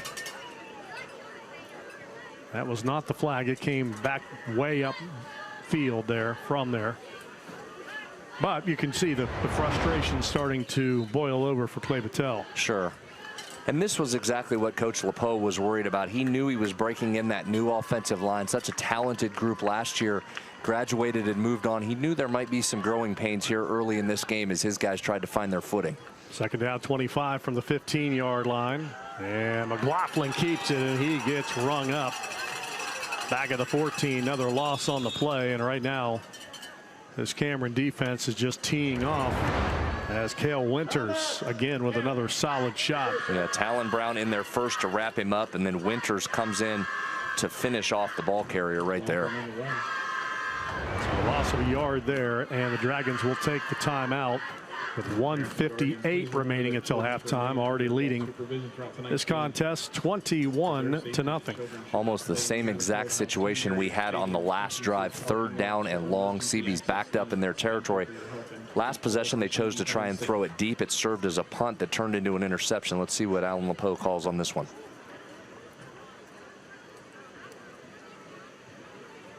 .158 to play. Stay with us. Halftime. We'll join Joe Mercado and Greg Carey at our MetroNews Television set. Have highlights from the first half and analysis and much more. Also, I'll be joined by Wayne Ryan, the Executive Director of the West Virginia Secondary Schools Activities Commission, all coming up at halftime. All right, 1:58, 3rd and 26 from the 14-yard line. Clay-Battelle just one first down in this first half. Quad receivers to the right. McLaughlin, it is a jailbreak, and he throws incomplete. That was Cohen back in. And right now, that Dragon defensive line, it's just come right through the front door. Talon Brown read that, timed it perfectly, gets in there with Griffin Miller, and it was very nearly a pick six right there as Cohen threw it back into the middle of the line of scrimmage. Yeah, Holland had a crack at it there on that middle screen, and that stops the clock. So Cameron now sees that clock frozen at 1:54 as Clovis will come on to punt, and he's going to be a couple yards outside the end zone. Yeah, and he's going to have to get this off quickly. Cameron right now really bouncy, pinning its ears back and just coming after this Cee-Bees offense. Reed deep to receive. High snap, no pressure. Clovis gets it away. Reed has to chase it as it bounds, and he corrals it at the 48-yard line. Cuts inside the 40. Reed, nice vision of the 30. Downfield block, 20, 15, 10, 5. End zone, touchdown. Wow, what a great individual return right there for Reed. He knew he had some green grass in front of him. The punt was rolling and bouncing, but he knew he had some area to run if he picked it up. Made a couple nice cuts. Watch this move right here. Right, and then boom, cuts back left. And there he goes. He's gone, and he's untouched into the end zone. What a big couple of plays there by Sawyer Reed to end this half. What's he got? 2 rushing, 1 throwing, and now a punt return for a touchdown. Early Kennedy Award watch right here. Joe's editing the graphic as we speak. All right, Brown on for the PAT. Reed stays on to hold it. As the Dragons with an early Class Single A statement here tonight. Kick is up, and it is good. 28-0. All visitors. Well, you're seeing tonight why Coach Tim Brown was so comfortable moving Sawyer Reed into the quarterback position. They knew they had a tremendous athlete there. They felt good, even though he was going into a new position, that he'd be able to handle it, and boy has he. He's put all the skills on display tonight. Yeah, good bloodline. Sawyer Reed's uncle, Jed Reed, former Fairmont State football player and also former coach with the Bridgeport Indians. All right, 1:39 remaining until halftime. 28-0, all Dragons. Give a lot of credit to Sawyer Reed, certainly having a heck of a game, and that Cameron offensive line doing a great job up front. But how about this Cameron defense? We probably haven't talked enough about the job they have done tonight, holding Cee-Bees to single-digit yards here in the first half and really dominating the line of scrimmage up front and making it really tough for Clay-Battelle to get anything going offensively. Yeah, we noticed and noted in the pregame watching these teams warm up. You knew Clay-Battelle, brand new green offensive line. You looked at Cameron, a couple of starters back, but just physically It's a nice size single A offensive line. There's Brown with a kickoff, and that one will trickle back, be picked up at the 25-yard line and down at the 27. Effective kick, and not a lot of room to roam for Bragg. It's still a minute 34 left here in the first half. Cameron does have one timeout remaining. And as we said the last drive, if you're Alan LePeau right now, you just want to get out of here for this half, get in at halftime, and let your guys rest and regroup as we try for the second half. 28-0, 1:34 to play. 27-yard line. And Clay-Battelle has tried 3 different guys at quarterback tonight. And Cohen once again goes out, and Bragg is in there in the Wildcat. Got Hall to his right, and we're going to have a whistle and a stoppage. Legal substitution, 12 players field. Yeah, Clay-Battelle doesn't have a timeout left. They had 12 guys in formation. An extra offensive lineman.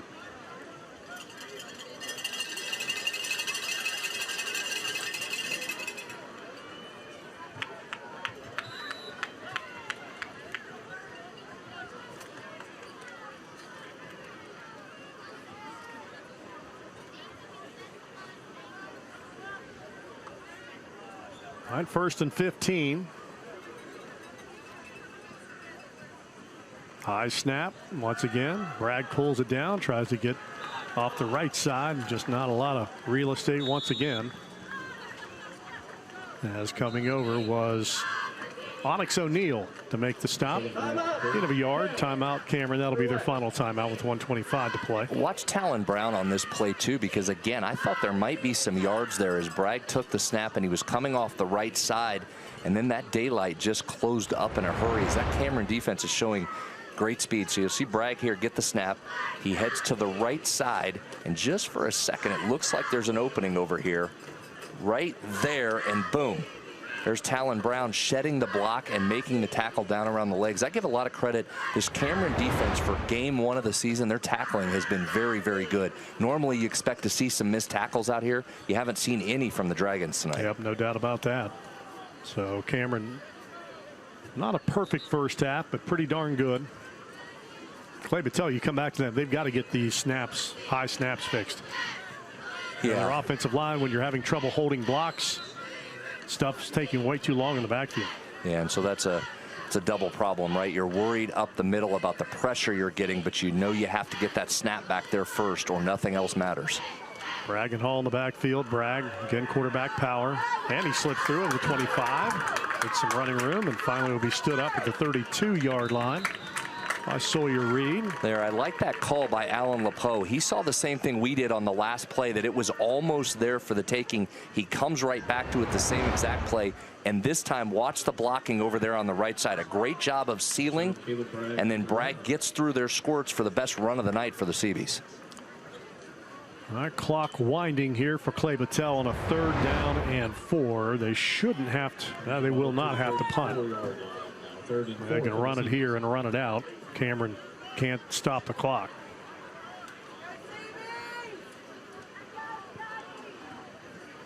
Third and 4, looking for their second first down of this first half just before we reach halftime. Same play. This time it's Hall. And Hall will spin out to the 39-yard line. That will stop the clock on the first down. Number 2, Caleb Hall with the run. So we'll see if Aaron LePeau wants to run another play or let it run out on that one. It was a good individual effort there, right there, to keep running, dragging a tackler with him to pick up another first down. Get one more snap off here.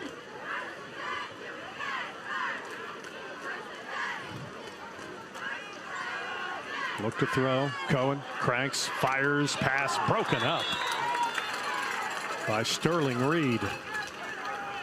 Cohen pass to Clovis is incomplete. Nice defensive play there to break on the football, go up and knock that down. Stops the clock with 2 ticks remaining.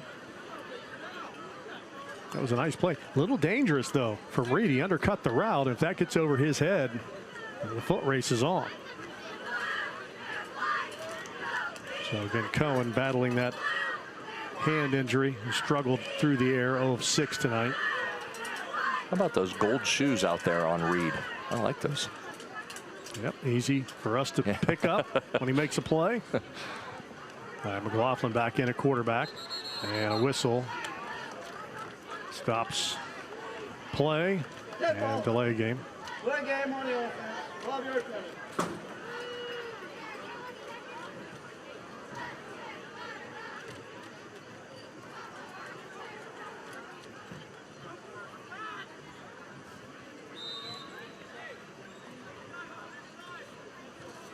Reed 40 yards passing in that first half, was run for 21 and a pair of scores, threw for a touchdown.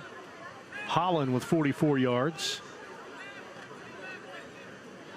And Brown 2 catches, 40 yards and that touchdown. All right, empty set, final play barring a penalty. Here comes the blitz. McLaughlin gets rid of it. Pass is caught by an eligible receiver, and fighting back to the 30 is Damon Cohen. And that is the way the first half will come to a close. So the Cameron Dragons with a statement first half. At the end of the first half is for They come in and get it done not only efficiently offensively, but defensively. They've held Clay-Battelle to just 2 first downs in half number 1. So the hometown Cee-Bees with some work to do here in the second half as they trail this game by a count of 28-0. And Joe Mercado is downstairs with Tim Brown.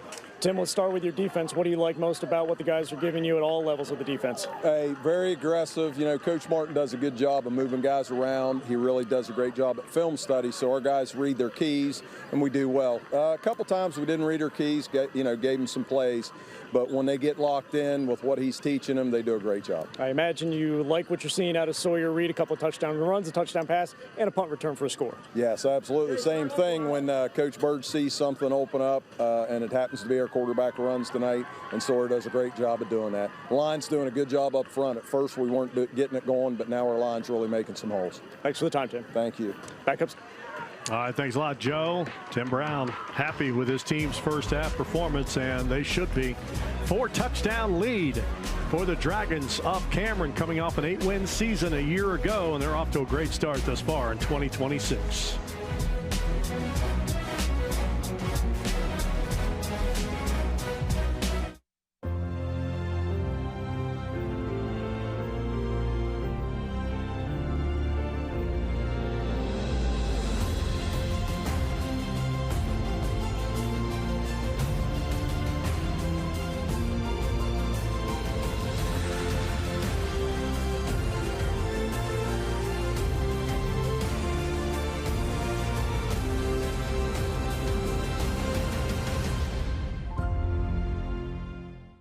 Looking for a path to success in service? The West Virginia Army National Guard offers unmatched opportunities. Earn your degree with up to 100% tuition assistance while gaining invaluable leadership skills. Join a team dedicated to community, state, and country. The West Virginia Army National Guard, where your future starts today. Visit nationalguard.com WV to learn more. We guard West Virginia. West Virginia Wesleyan College has always been about helping students become the best versions of themselves. The sense of community here is real and palpable. You're not going to get lost at a college that's filled with faculty who are here for one reason. That reason is to teach people, because they're not a number here, they're a person here. At West Virginia Wesleyan College, here you can achieve whatever your dreams are. This is a place that's accessible, affordable, but the people are what have always made this college so amazing. Style should feel as good as it looks. That's why Tony the Tailor is proud to feature Johnny O, the perfect blend of classic style and laid-back comfort. Whether you're at the tailgate, on the golf course, at the office, or out for the weekend, Johnny O delivers effortless style for every occasion. Discover the latest Johnny O collection today and our new selections of WVU and Marshall logoed apparel at Tony the Tailor, downtown Charleston, or online at bestmastertailor.com. You may remember the homework. You may remember the games. You may remember the late nights. But the people, they're the part you'll never forget. The professor who pushes you to go further. The staff member who always has your back. The friend who turns a random Tuesday into a memory. The team that makes you want to never miss a game. At Glenville State, there are people who will challenge you and give you room to become who you're meant to be. Glenville State University. Find your people, find your purpose.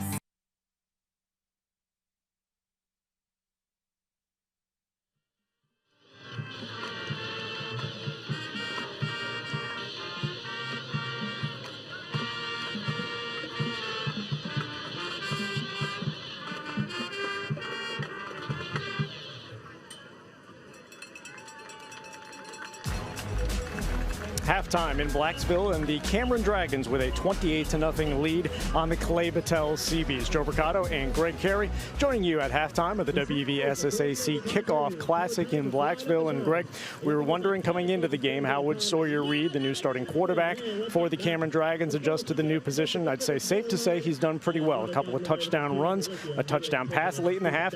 Oh, by the way, a punt return for a score as well. Yeah, and really Cameron, a couple drives to kind of feel things out, and then the Dragons simply, I thought they imposed their will, and their defense has been tremendous for really the entirety of the first two quarters. They've taken away just about everything that Clay-Battelle has tried to do, but you mentioned Sawyer Reed showing off a dual threat ability, and really that first touchdown when Cameron was able to punch it in there in the red zone with a touchdown for the first points of this game seemed to not only break the ice, but kind of help the Dragons ease into this game, because it was all Cameron in the second quarter. A 7-0 game at the end of the first quarter, and Clay-Battelle was able to get some momentum on their side late in the quarter, getting an interception and trailing by just 7. But as we mentioned, Cameron able to get those 3 late scores in the half to take a 28-0 lead. Greg, what impresses you the most about the Cameron defense, which is always a particularly strong unit, but they've allowed only 2 first downs in this opening half? Yeah, only 2 first downs, and over Clay-Battelle's first 9 plays, the Cee-Bees had negative yardage. There was no first downs on any of those first 3 drives. But I think it all starts up front, and they're doing a good job really of making Clay-Battelle get in uncomfortable down and distance situations. The Cee-Bees attempting 10 passes in that first half, but many of them coming in 3rd and long situations, not leading to any sort of success. Cameron's kind of able to pin their ears back and generate a pretty quality pass rush, because oftentimes when Clay-Battelle has gone to the air, it's been 3rd and double-digit yardage, and really all of that starts with winning first down, and a lot of that comes from being able to contain the run game. Clay-Battelle's offensive line all new across the front, so we knew that that would be an area of emphasis for this Cee-Bee team, and at least in the opening half, the Cameron defensive line has been able to win that battle in big ways. Yeah, and really it starts first and foremost with limiting the run game, but you can tell that, Clay-Battelle is pretty inexperienced up front. There was some difficulty at times getting plays in on time. They had to lose a couple of timeouts there in the first 7 or 8 minutes of the game because they were up against the play clock. They took a couple delay of game penalties, so it's a Clay-Battelle team that is breaking in a lot of new players from what was the most successful team in school history a year ago, and I know that Aaron LePeau expects a better second half, because I'm sure that he didn't expect his team to be down 4 touchdowns at this point, but this is a tremendous test for them, and it will offer a lot of room for growth going forward. We'll see what the Cee-Bees can do to possibly get momentum on their side heading into the second half. Cameron with a 28-0 lead on Clay-Battelle as our halftime festivities from Blacksville continue.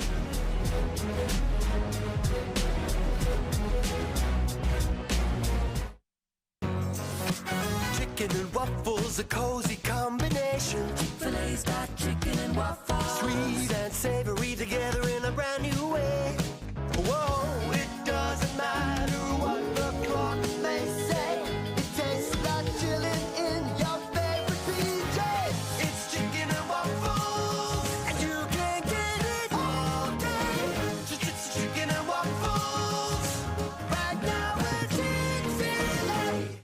Football season is here, and Gomart has your gold and blue playbook all August long. Follow our weekly plays for your shot at the ultimate WVU fan experience. Plus, Gomart Rewards members are in the end zone with triple points every Tuesday. Not suited up yet? Sign up now to start scoring. Don't get caught off sides. Get your entry in before we call the final whistle. Winners announced on The Rich Rodriguez Show on September 7th. Check out the app or go to Gomart.com for details. Every sport is different. Every moment demands the same focus. Their eyes, their mind, their full attention. Your drive demands the same thing. Stay in the game. What wins on the field keeps you safe on the road.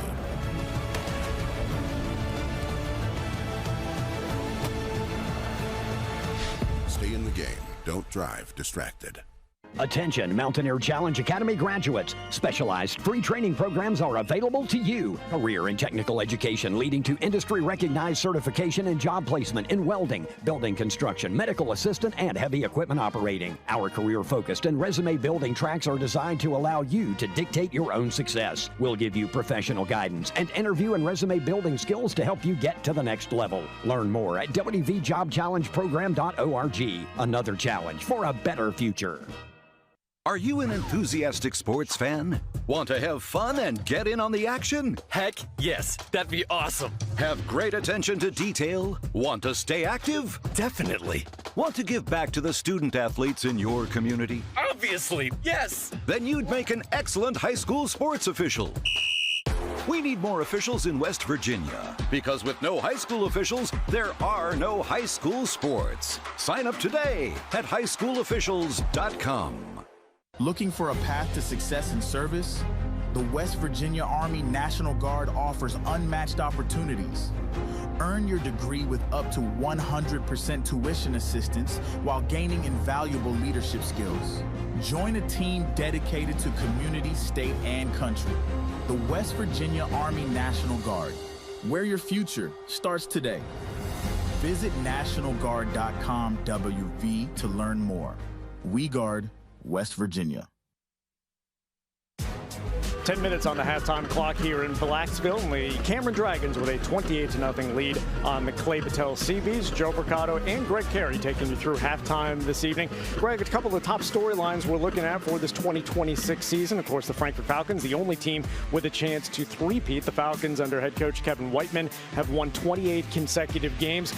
Still in the Eastern Panhandle, the Martinsburg Bulldogs looking to get back to the top of Class Quad A after they were knocked off by Morgantown in the state championship game 28-21 a year ago. Of course, Maddox Twig, the top prospect at the college level for the Mohegans. And in Class AAA, the Princeton Tigers looking to repeat under their second-year head coach Nathan Tanner, who jumped out to a 14-0 record in his first season, certainly raising the bar in Princeton. Greg, let me get your thoughts on the Frankfort Falcons, the team coming into tomorrow's game against Moorfield on the 28-game winning streak. A year ago at this time, Kevin Whiteman was working a number of new starters into the lineup. There are more familiar faces back this year for the Falcons than a year ago.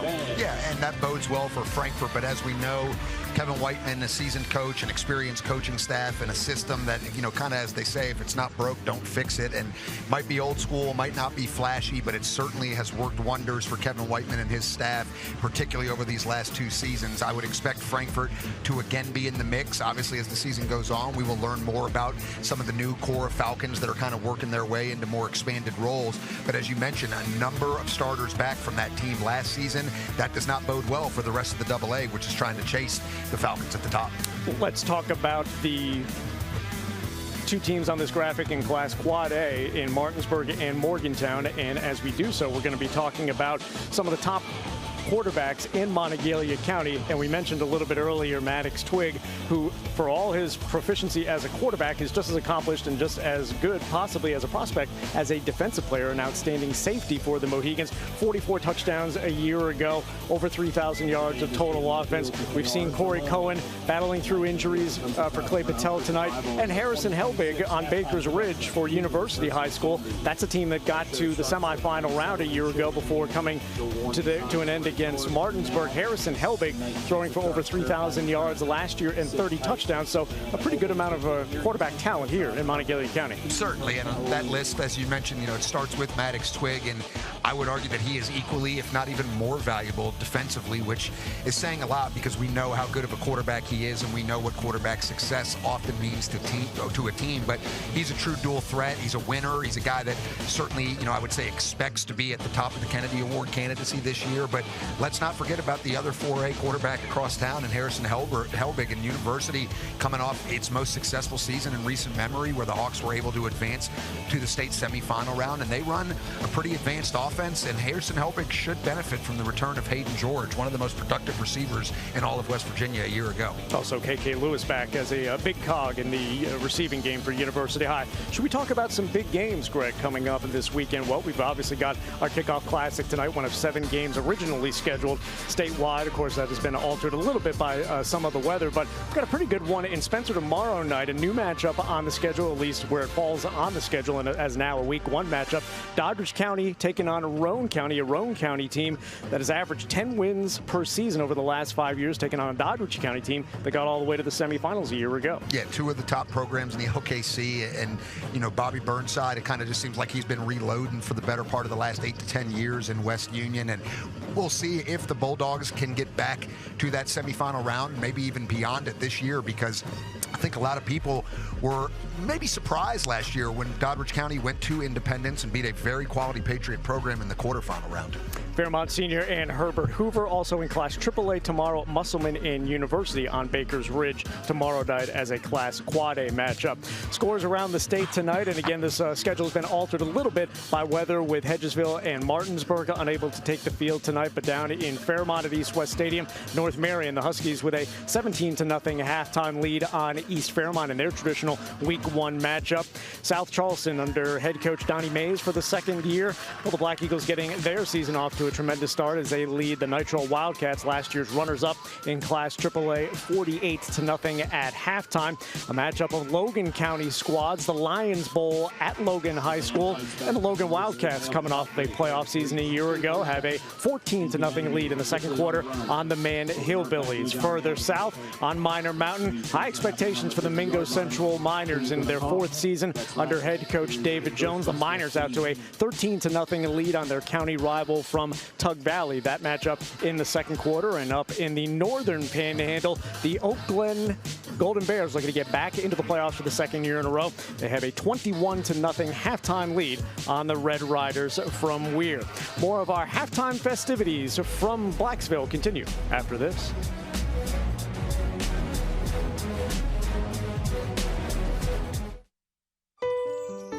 We are there for you, to care for you at the health plan. We are here for you. It's good to have options for your family or employees. Rooted in your community since 1979, the health plan is your trusted partner. Get flexible coverage, exceptional support, and competitive rates. The health plan, we are here for you. Ready? It doesn't matter if you're playing hard or working hard. Your workout only works out if you recover right. Recover. Chocolate milk helps you recover for what comes next. It's delicious and contains the right mix of protein and carbs to help refuel exhausted muscles. Ready? Recover. Repeat. Chocolate milk, the official beverage of high school sports, is brought to you by the American Dairy Association Mideast. You may remember the homework. You may remember the games. You may remember the late nights. But the people, they're the part you'll never forget. The professor who pushes you to go further. The staff member who always has your back. The friend who turns a random Tuesday into a memory. The team that makes you want to never miss a game. At Glenville State, there are people who will challenge you and give you room to become who you're meant to be. Glenville State University. Find your people, find your purpose. The best thing about West Virginia is hope. The commitment we're making is $2.2 billion in the state of West Virginia. It's creating opportunities for the next generation to have career-sustaining jobs. We're creating career paths and jobs. Everybody's talking about it. Hope Gas is doing it. This gives opportunities for underprivileged communities to have new jobs, to have new opportunities, and it just gives people hope. Learn more at wvisforhope.com. West Virginia Wesleyan College has always been about helping students become the best versions of themselves. The sense of community here is real and palpable. You're not going to get lost at a college that's filled with faculty who are here for one reason. That reason is to teach people, because they're not a number here, they're a person here. At West Virginia Wesleyan College, here you can achieve whatever your dreams are. This is a place that's accessible, affordable, but the people are what have always made this college so amazing. What we do here is more than just a job. We make a lasting impact every day. The architecture, engineering, and field services professionals at Thrasher are providing the know-how to make projects successful. Whether you're just starting out or looking to advance, you'll find career paths that align with your goals and a company that's committed to your growth. At Thrasher, it's more than just another day on the job. It's the foundation for a better tomorrow. Halftime, Cameron on top of Clay-Battelle, 28-0 here in Blacksville in western Monongalia County. Travis Jones joined here at halftime by Wayne Ryan, the executive director of the West Virginia Secondary Schools Activities Commission. It seems like last week we were baseball, and here we are. Summer went quick. It absolutely did, and we're excited to get another season underway. Wayne, with the SSAC, and I know that one of the goals of the SSAC is always to try to get more and more of our student athletes involved in sports, and not too far down the road might have some new offerings. That's right. We're looking at some new things. We're going to have a unified cornhole state tournament this year, which we're excited about in conjunction with Special Olympics, because obviously that's a special thing we can do together with them to include more student athletes, students in our schools. So we're also looking at girls flag football. The NFL's throwing a lot of money at it, let's be honest. The Commanders, Washington Commanders are very viable in our state right now. We've had a webinar. We've got 29 schools residents have signed up to have a club team this year. And if they play club girls flag football this year, we get enough additional interest, which we think we will. Once they see the girls playing, there's a good chance they could be sanctioned in the near future too. We'd have a state tournament and a championship in girls flag football. So that's exciting. Not only those two, but we know that this year on the mats we'll have girls wrestling championship for the first time. Absolutely will. Girls state tournament will be held independently, and we're excited about that and look for those numbers to really grow now that it's girls wrestling against girls. Absolutely. Yeah, absolutely. And again, cornhole, are you going to demonstrate? I will. Throw out the first beanbag? I'd like to do that. Okay, that sounds good. Yeah, I'll play you anytime you want to play. Absolutely. I'll take that challenge. Okay. Absolutely. Wayne, have a great year. Thank you very much. Appreciate it. Thanks so much. Wayne Ryan, Executive Director of the West Virginia Secondary Schools Activities Commission. 28-0. Got highlights third quarter coming your way from Cee-Bees Land next.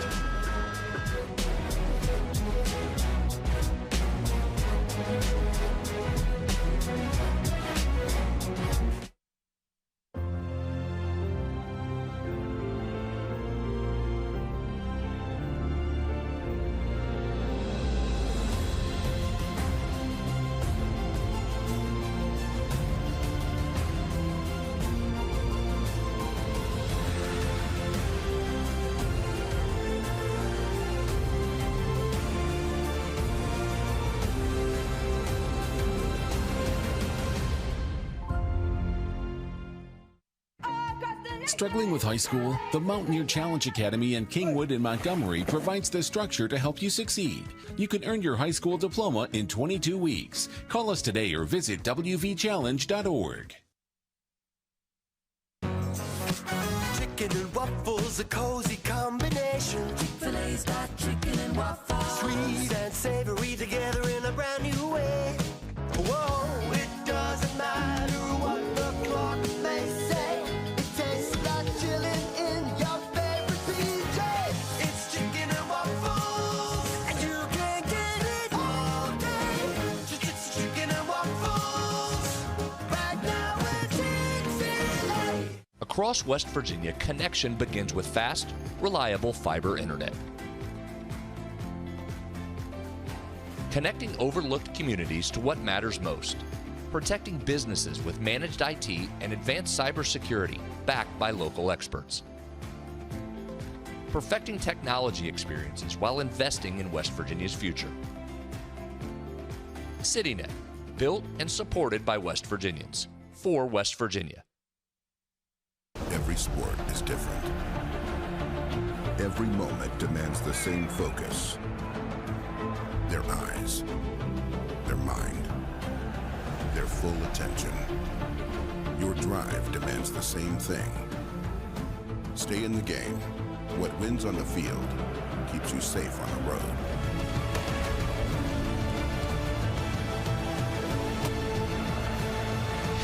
Stay in the game. Don't drive distracted. Struggling with high school? The Mountaineer Challenge Academy in Kingwood and Montgomery provides the structure to help you succeed. You can earn your high school diploma in 22 weeks. Call us today or visit wvchallenge.org.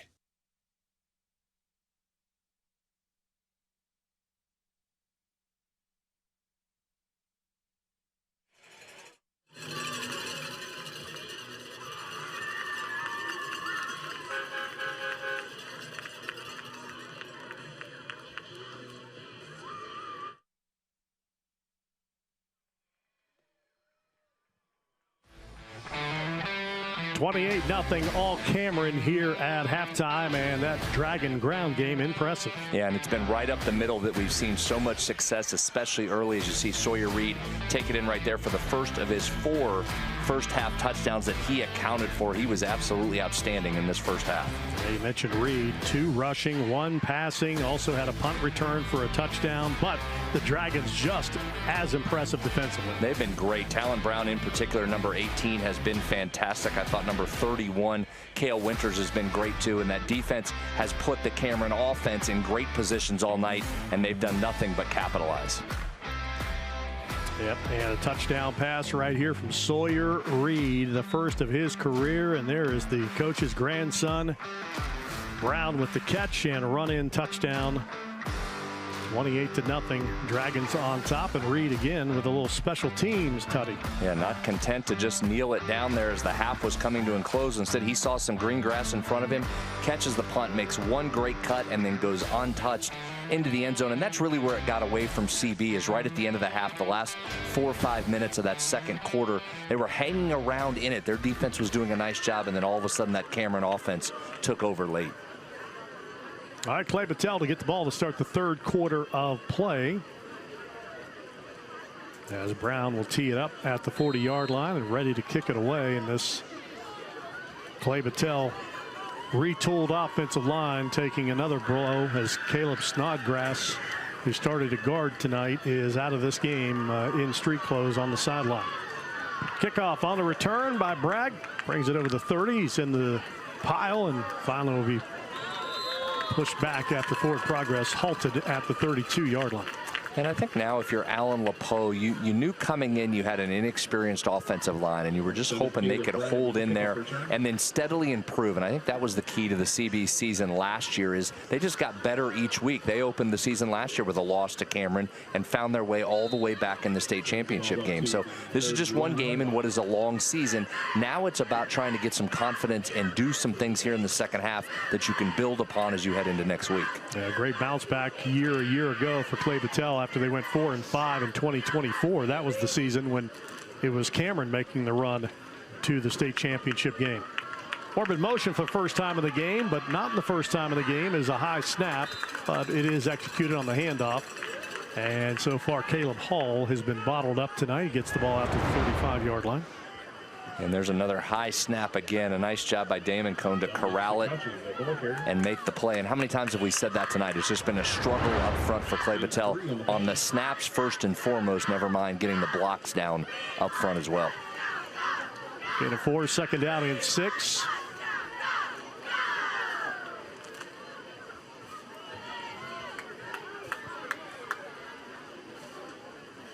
And again, Cohen has been in and out of the lineup, battling that hand injury.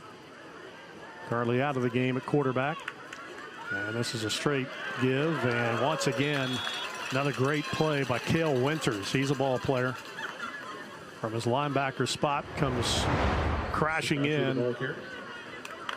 And that tackle made at the 35-yard line after a very short gain. Yeah, both of these linebackers, Brown and Winters, are doing a tremendous job. And I think you've got to give credit up front first and foremost to that Cameron defensive line that's occupying the blockers. That's allowing 18 and 31, Brown and Winters, to be able to just roam along that line, dart in through there, and make those plays.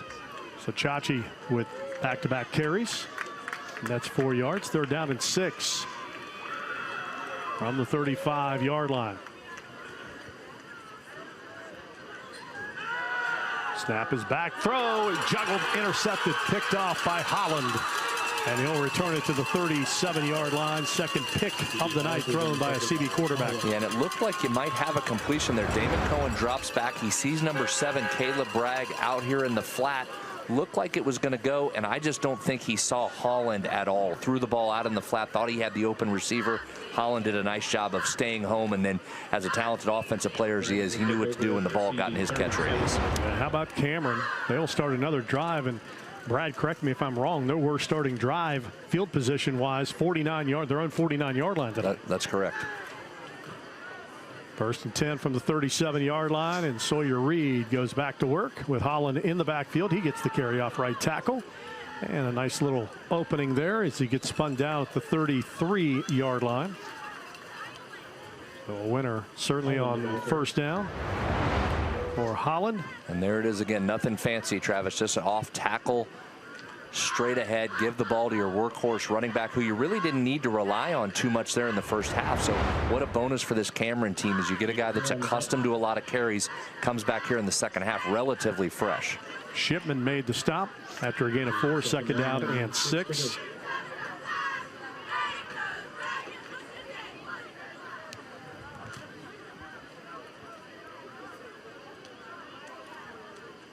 Snap, give to Holland. Cuts inside the 30, still alive, breaks free from a shirt tackle, and he will claw his way to the 26, and that'll be a first down. Gain of 7 for Holland. They would love to just feed him the football here and run this clock in the second half. He's an impressive runner, isn't he? You're not going to bring him down with an arm tackle, as you saw right there. He ran through 2 of them, and then it took 3 blue shirts to get him on the ground after he broke through. Enough for Cameron, first down. All right, first down and 10 from the 26-yard line. Mentioned some Mountain East Conference teams in action tonight. Battle of 2 top 25 Division II teams. Grand Valley State leads Charleston 21-10 in the third quarter. Walsh on top of West Liberty 16-6, and Glenville trails on the road at Elon 21-0 in the second quarter.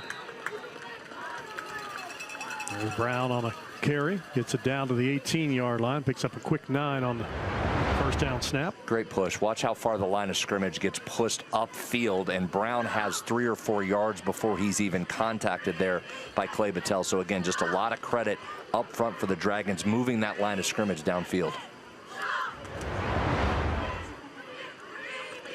Second down and a yard. Dragons trying to cash in the interception. Have the ball at the Clay-Battelle 18-yard line. By the way, Travis, in the day of talking into your helmets and all the technology, I like the Dragons and Tim Brown old school running the play in with a receiver from the sideline, making sure they work that clock and use every bit of the play clock that they can. And here's a handoff, and a young guy that certainly deserves to see the rock. That's Cale Winters, and he will rumble inside the 10 down to the 7. Been getting it done on the defensive side of the ball. He's listed as a tight end, but takes that handoff out of the fully loaded gun and made something of it. Yeah, really nice play there. How about the catch by Sawyer Reed? Good ball handling to get it, pick it up, and hand it off to Winters, and then he knows what to do with it. Look how physical he is, running through arm tackles, and then the punishing finish run by Cale Winters. First and goal, ball at the 8-yard line. Dragons trying to tack in another score. First and goal. Brown lines up in the backfield this time, next to Reed. Ready for that shotgun snap. Here comes Reed looking for his 3rd rushing touchdown of the night, and he's going to have it just inside the 5-yard line at the 4. Second and goal. Number 7, Reed with the run. Well, this has been Sawyer Reed territory when they get down inside the 5. If you're Clay-Battelle, you have to focus on Marshall Holland down here. That's what's freed up Reed to find those gaps and punch in the couple rushing touchdowns that he has. Accounted for 4 and has his team on the doorstep. Second down and goal to go. It's a broken eye out of the shotgun. Low snap, handoff to Holland, and he finds the end zone for the first time in his senior season. Marshall Holland in. Cameron builds the lead to 34-0. Such an impressive running back, and right here you can just see the power taking over. Great blocking up front. A nice little sidestep there by Holland, showing all the skills. Gets in for his first touchdown of the season. Holland with the 4-yard touchdown run. And Brad, if you're Tim Brown, you go home tonight and review this film. I think that's the biggest takeaway for Cameron in the season opener. They knew they had some skill, certainly at running back, and Marshall Holland knew what they had there. They found out they've got a good quarterback, but their line has been impressive tonight for sure. 35-0. All Dragons on opening night. Looking for a path to success in service? The West Virginia Army National Guard offers unmatched opportunities. Earn your degree with up to 100% tuition assistance while gaining invaluable leadership skills. Join a team dedicated to community, state, and country. The West Virginia Army National Guard, where your future starts today. Visit nationalguard.com/WV to learn more. We guard West Virginia. To the championship athletes, we say, good luck. Go get them. fight hard. Never give up. You've got this. There's no I in team. let's go. And most importantly, have fun. At WVU Medicine Thomas Hospitals, we're proud to be the official healthcare partner of West Virginia High School athletics. Attention Mountaineer Challenge Academy graduates. Specialized free training programs are available to you. Career and technical education leading to industry-recognized certification and job placement in welding, building construction, medical assistant, and heavy equipment operating. Our career-focused and resume-building tracks are designed to allow you to dictate your own success. We'll give you professional guidance and interview and resume-building skills to help you get to the next level. Learn more at wvjobchallengeprogram.org. Another challenge for a better future. A number of West Virginia natives continuing to have success in the NFL. Parkersburg grad Brenton Strange in his fourth year with Jacksonville. Tyson Bagent, the Martinsburg grad, in his fourth year in Chicago. Zach Frazier, year number 3, the Fairmont senior graduate, holding things down from the center position in Pittsburgh. Wyatt Milam, Spring Valley graduate, in his second year with the Jacksonville Jaguars. Dante Stills, another Fairmont senior graduate, in his fourth year on the Arizona defensive line. He's been a durable player, 15 games in all 3 of his pro seasons. And Darnell Wright, the Huntington High School graduate and the Chicago Bears right tackle, now the highest paid right tackle in the National Football League, as he recently minted a 4-year, $116 million contract earlier this month. I know we can get a loan. Put up Mr. Wright there. Congratulations, Darnell Wright. Zach Frazier, though, might be right behind him, might be in line for a big payday himself coming up here in a couple years. He's off to a fantastic start, as we know, with the Steelers. Yeah, Steelers in action tonight also in their final regular season, or rather regular preseason game. Script kick by Brown, loose ball, and it's there for the taking. There's a pile at the 35-yard line, and Brown has it. Well, he's had 2 outstanding kickoffs tonight. One in the first half they very nearly got, except for a great play by Bragg to fall on it. This one falls in a great spot, and that weird-shaped ball starts bouncing around. It gets loose, and how about the hustle by Brown to get down there, kick it, see the loose ball, and dive in there and come up with it off the rebound. All right, ball to 36. T. Jupton left you hanging. Steelers lead Buffalo 21-17. 4:49 to go in the third. Third preseason game, always the least intriguing of them all. Of the unintriguing preseason games, it's the least. And sweeping around the edge and a loose ball, but recovered by Cameron. Ball got knocked free of Griffin Miller. There's Talon Brown again. He's everywhere as well. Yeah, is there 3 number 18s out there? Sure looks like it. Gain of a couple. 3 Griffin Miller with the carry. So second down and 8. 6:32 on a stop clock. You don't like those preseason games? Well, I don't mind them. I mean, you've been waiting for football for 9 months. By this point, it's football. You're right. I do like the fact there's only 3 now. I am surprised that Division I college hasn't gone to an exhibition yet. At least one. I agree. Men's basketball just upgraded to 3 preseason games, and yet football just, you start the season and here we go. I mean, you would think the TV would be pushing that for some August content. There's a counter, and Reed, nice missed tackle there, and is finally taken down by T.J. Barr, who comes up limping after that tackle. He's cramping up. He'll be his own doctor there and try to get stretched out. Made by number 52, T.J. Barr. He just waved off the training staff. He said, I'm fine, I got it, I'll handle it. All right, 3rd down and short, 6-minute mark, 3rd quarter. All Cameron from the jump, 35-0. Dragons looking for more. Wing to the left is Brown. Holland in the backfield. Gets it on the counter to the right. Cuts inside the 25, and he is ridden down to the 21-yard line. Another 1st down for Cameron. That's good patience running the football right there. Watch as he cuts off to the right here. There's the blocker, sidesteps him. Officials timeout. Injured player. Yeah, I think Barr finally decided that he's going to need some help with his cramps. So he goes down. Also saw Hall come up a little limp after that last tackle. 5:32 to play. Stop clock, 3rd quarter. On the kickoff game presented by the Army National Guard. Travis, you start to look ahead for this Cameron team. We heard in the open what a difficult schedule they're playing. You're going to have your hands full playing them. You know what they're going to do. This isn't going to be trickeration. They're going to line up and want to run it at you. The question will be how many teams are going to be able to line up and stop, hold that line in check, and then again, multiple ball carriers out of that backfield that can make plays. They're going to be a load this season in single A.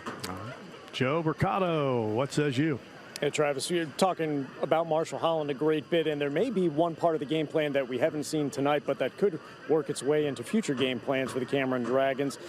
Tim Brown, talking about Holland's ability to get outside and be a bit of a receiver, says, quote, he's trimmed down a little bit. He's gotten a little bit faster, a little bit quicker. He's a really good receiver.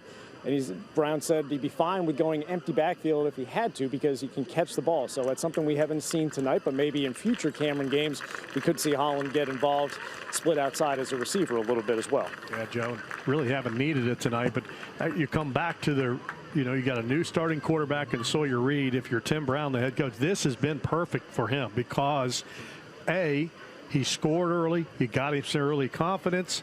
B, Brad, you've not had to ask him to do anything that's not in his comfort area in game number 1. That's exactly right, Travis. Give him a chance to run the offense, get the offense set, and do what he does and run the football.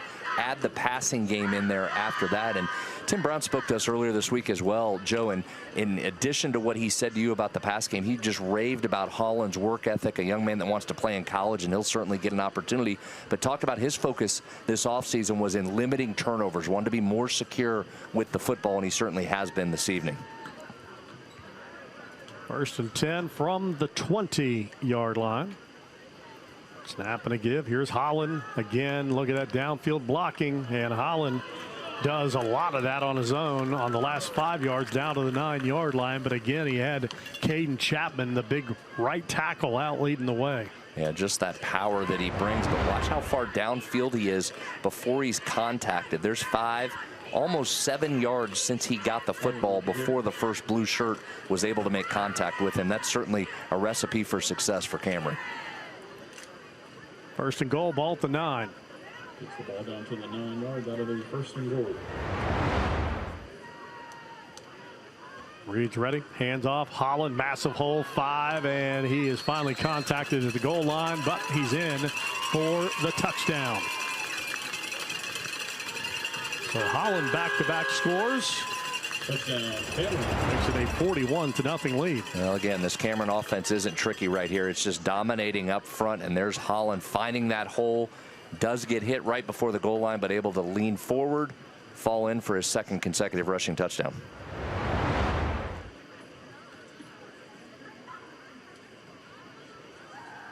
All right, Brown's kick is up, and it is good.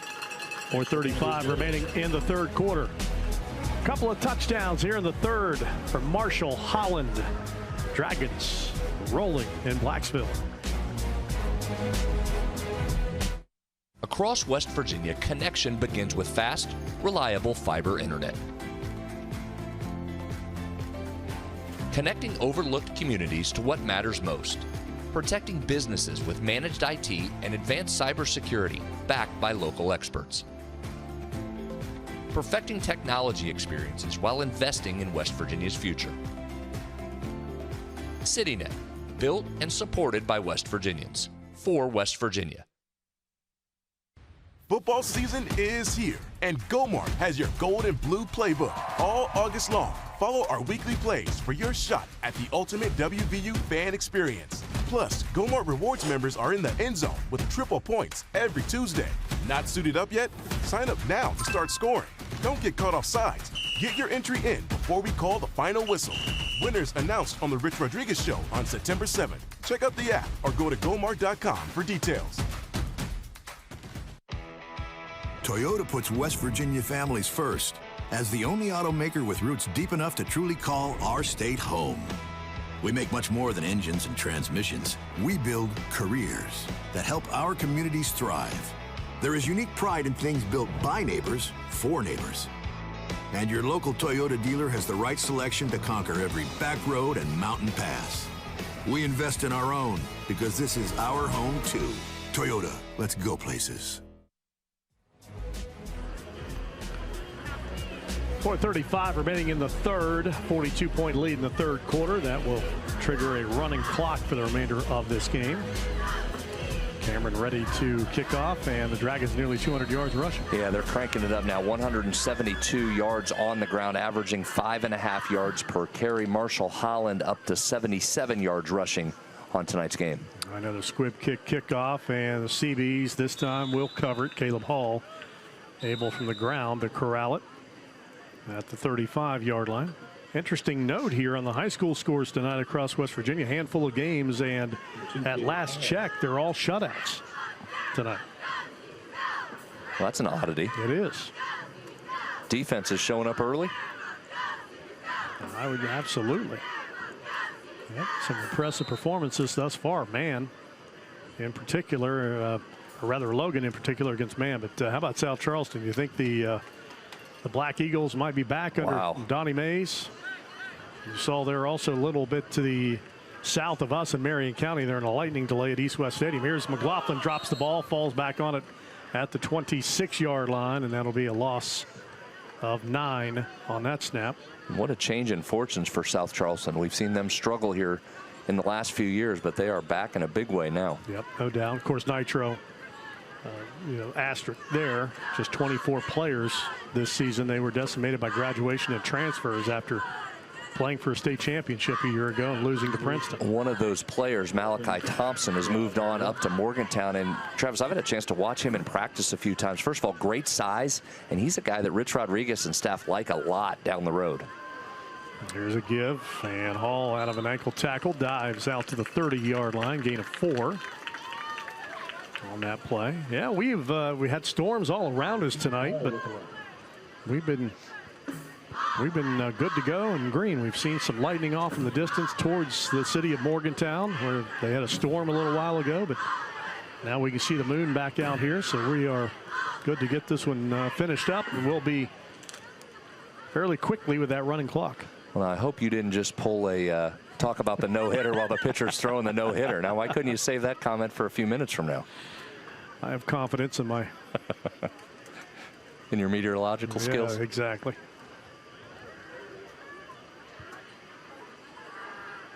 Snap back, loading up, and firing is Cohen, and the pass is incomplete. Good coverage, and a late flag comes in. They have been too good.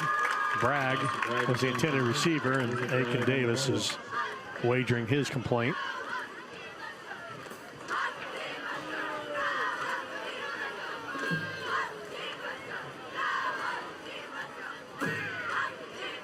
Pass interference on the defense. 15-yard penalty, previous play. Another look at it here. We'll see if Davis, kind of late in that. Maybe a little bit of hands to the face early, but didn't look like it was a whole lot of contact down there. 3rd First down tonight for Clay-Battelle.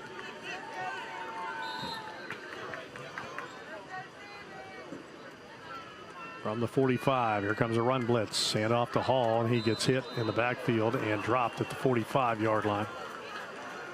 That's too bad. It looks like his feet got tied up there. I think he was going to break that for a couple more yards at least. He had a lead blocker. Corey Cohen was out in front of him as a lead blocker there. Hall unfortunately got tied up and is a little slow getting up. He got hit in the hip or in the kidney area, and is gone down. Going to try to limp his way to the sideline. You know, Aaron LePeau told me earlier this week that he would like when people watch his team for them to be a reflection of this community, how tough it is. That was the first note that he made about his team, and we've seen that tonight, haven't we? We've seen a lot of these Cee-Bee kids go down, but each of them has popped right back up and got themselves off the field. So I think if nothing else, that's been a great reflection on how this team plays, what this program is about under Aaron LePeau, and certainly what it's like here in the Clay-Battelle community.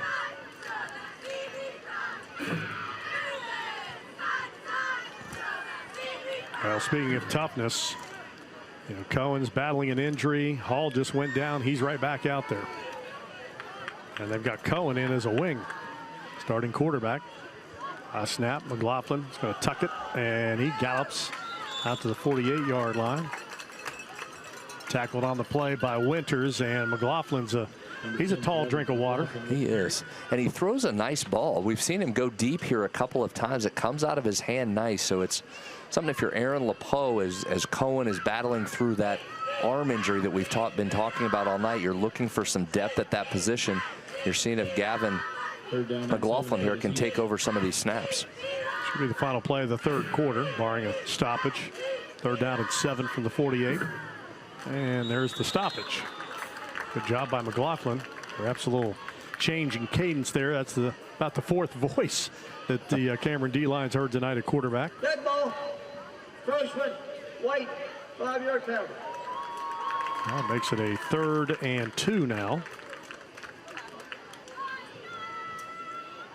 We got a little action here for the Cee-Bees. They're into Cameron territory. Yeah, their deepest penetration of the game, and that'll run the third quarter out. So the Dragons add a pair of Marshall Holland touchdowns here in the third, and we'll head to a rolling clock fourth quarter. Dragons, very impressive here on opening night, leading 42-0.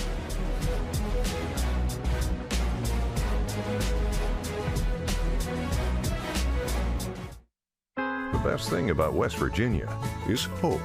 The commitment we're making is $2.2 billion in the state of West Virginia. It's creating opportunities for the next generation to have career-sustaining jobs. We're creating career paths and jobs. Everybody's talking about it. Hogass is doing it. This gives opportunities for underprivileged communities to have new jobs, to have new opportunities, and it just gives people hope. Learn more at wvisforhope.com. Across West Virginia, connection begins with fast, reliable fiber internet. Connecting overlooked communities to what matters most. Protecting businesses with managed IT and advanced cybersecurity backed by local experts. Perfecting technology experiences while investing in West Virginia's future. CityNet, built and supported by West Virginians, for West Virginia.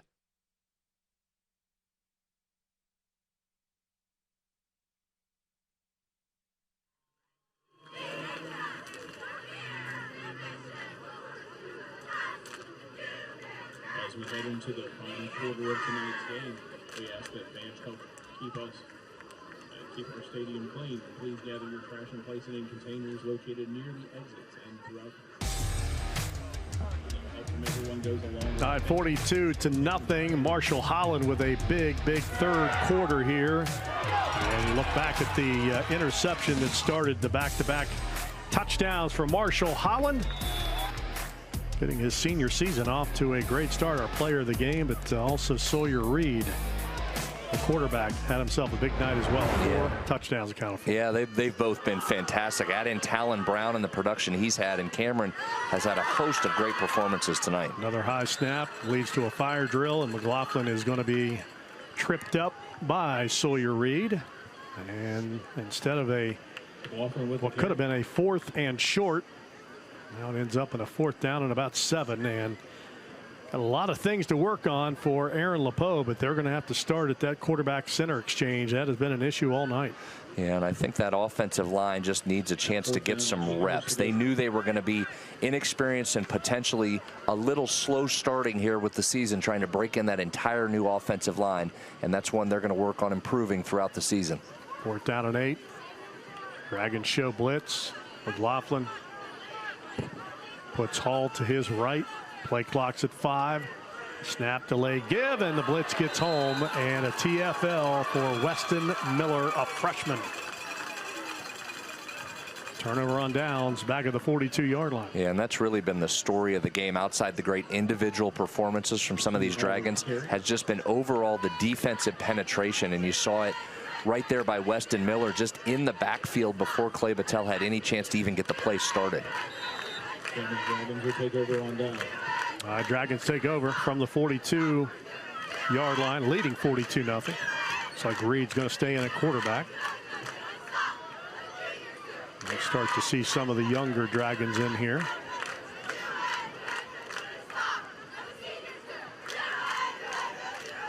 They might have to take a timeout here. Play clock already down to 2. And they will take a timeout. 10-11 to play. And a flag comes out, and they have 12 in the huddle. Red ball, play game, offense, 5-yard penalty.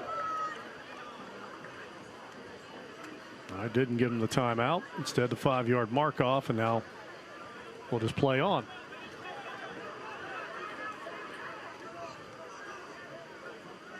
So Tim Brown, again, his impressive record since taking over back in 2019, going to move to 42-11 as the head coach of the Cameron Dragons. Included in that a state runner-up in 2024.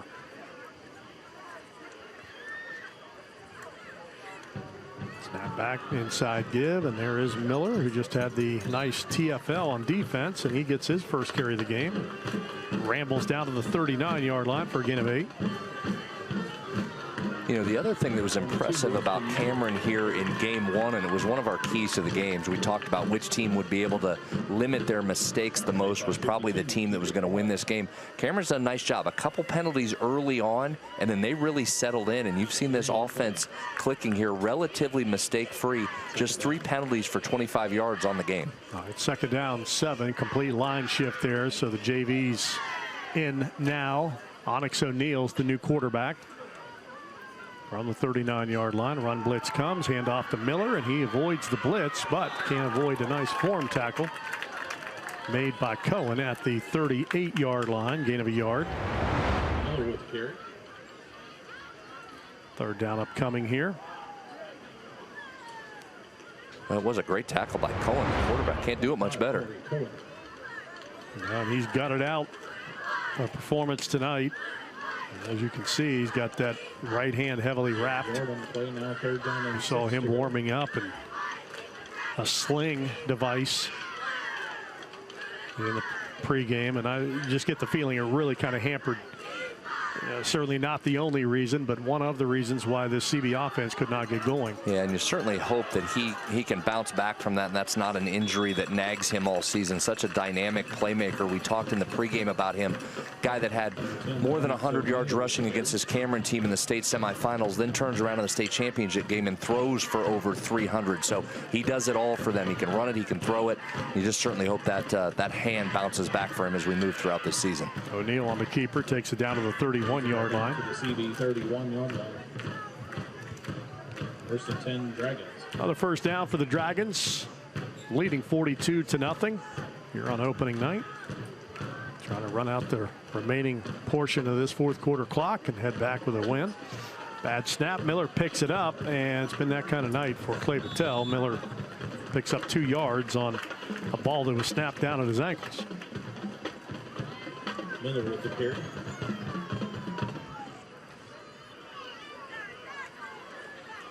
Now again, Class Single A, Wheeling Central Catholic is the king of the hill for sure to start this season. Got Nico Cusick back at quarterback. So the Maroon Knights looking to pick up where they left off with last year's state championship 56-34 win over Clay-Battelle. Take another title back to the Maroon Knight campus. Miller again on the handoff, gets slung down at the 29-yard line by Cohen. This Cameron team will be interesting to watch here as it moves through. Defense really good and solid. We noted the multiple playmakers on offense. I think the only question, and you just didn't need it tonight, the passing game with Sawyer Reed in his first year at quarterback. How much can that develop? How far can that come to give them a little bit of a dual threat? You know they can run it with that offensive line, and Marshall Holland certainly, but will they be able to add a passing game to that? If they do, that becomes an even more dangerous team as we move into late November. Yeah, certainly going to make a big jump here in the power rankings with this statement win in this 3-4 game.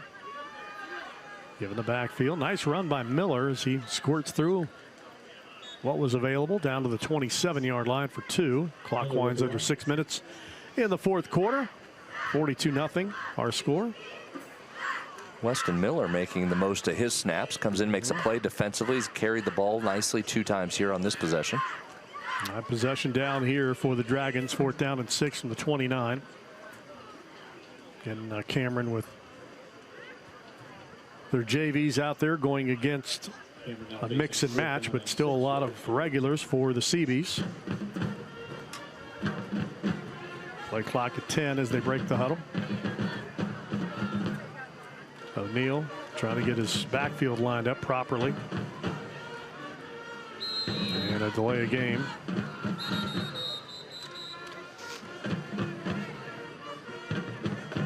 Head ball. Delay game on the offense. 5-yard penalty.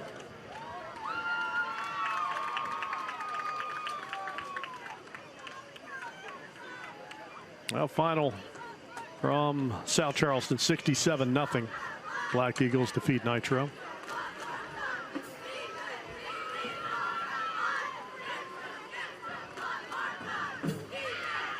All right, 4th and 11. O'Neal looks to throw. Now flushed. He's going to run. Needs a block inside the 30, 25, and he'll get to the 24-yard line. Short of the first down. Ball will go over on downs at the 4:30 mark.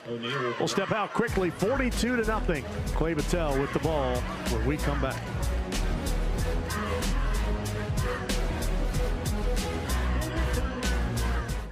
Looking for a path to success in service? The West Virginia Army National Guard offers unmatched opportunities. Earn your degree with up to 100% tuition assistance while gaining invaluable leadership skills. Join a team dedicated to community, state, and country. The West Virginia Army National Guard, where your future starts today. Visit NationalGuard.com WV to learn more. We guard West Virginia. Football season is here, and GoMart has your gold and blue playbook all August long. Follow our weekly plays for your shot at the ultimate WVU fan experience. Plus, GoMart Rewards members are in the end zone with triple points every Tuesday. Not suited up yet? Sign up now to start scoring. Don't get caught off sides. Get your entry in before we call the final whistle. Winners announced on The Rich Rodriguez Show on September 7th. Check out the app or go to GoMart.com for details. We are there for you, to care for you at the health plan. We are here for you. It's good to have options for your family or employees. Rooted in your community since 1979, the health plan is your trusted partner. Get flexible coverage, exceptional support, and competitive rates. The health plan, we are here for you. All right, 4:30 to play, 42-0. Cee-Bees take over. Clay-Battelle, maybe one final chance here to break up the shutout. Shutouts have been the story of the night. And again, here's Clay-Battelle. This is some of their regulars against Cameron's backup defense. Bragg runs it out to the 30-yard line. Logan leads man 39-0 in the fourth quarter. Bragg slow getting up here. We saw him down earlier with that, looks like hip or lower back ding. Still limping a little bit, but staying in the game. Gain of 5, second down and 5. From the 30-yard line. Second down.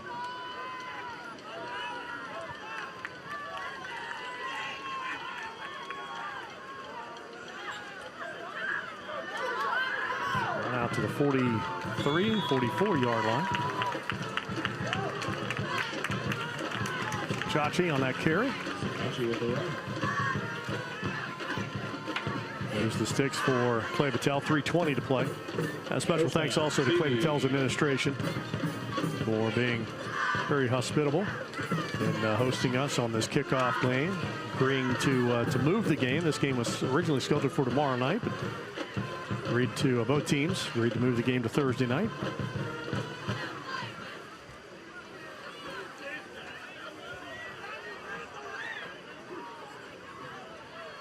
.250 to play. Chachi again finds a crease, and we'll take it down to the 43-yard line of the Dragons. As Clay-Battelle's had their first penetration into Dragon territory on the night. Travis, you can see this Clay-Battelle team. They've got some skill. They've got multiple guys that can run it, that can catch it. If you can get Cohen healthy, and if you can get this offensive line to come along, this is a team that shows the possibilities for some improvement here with all of that skill out there.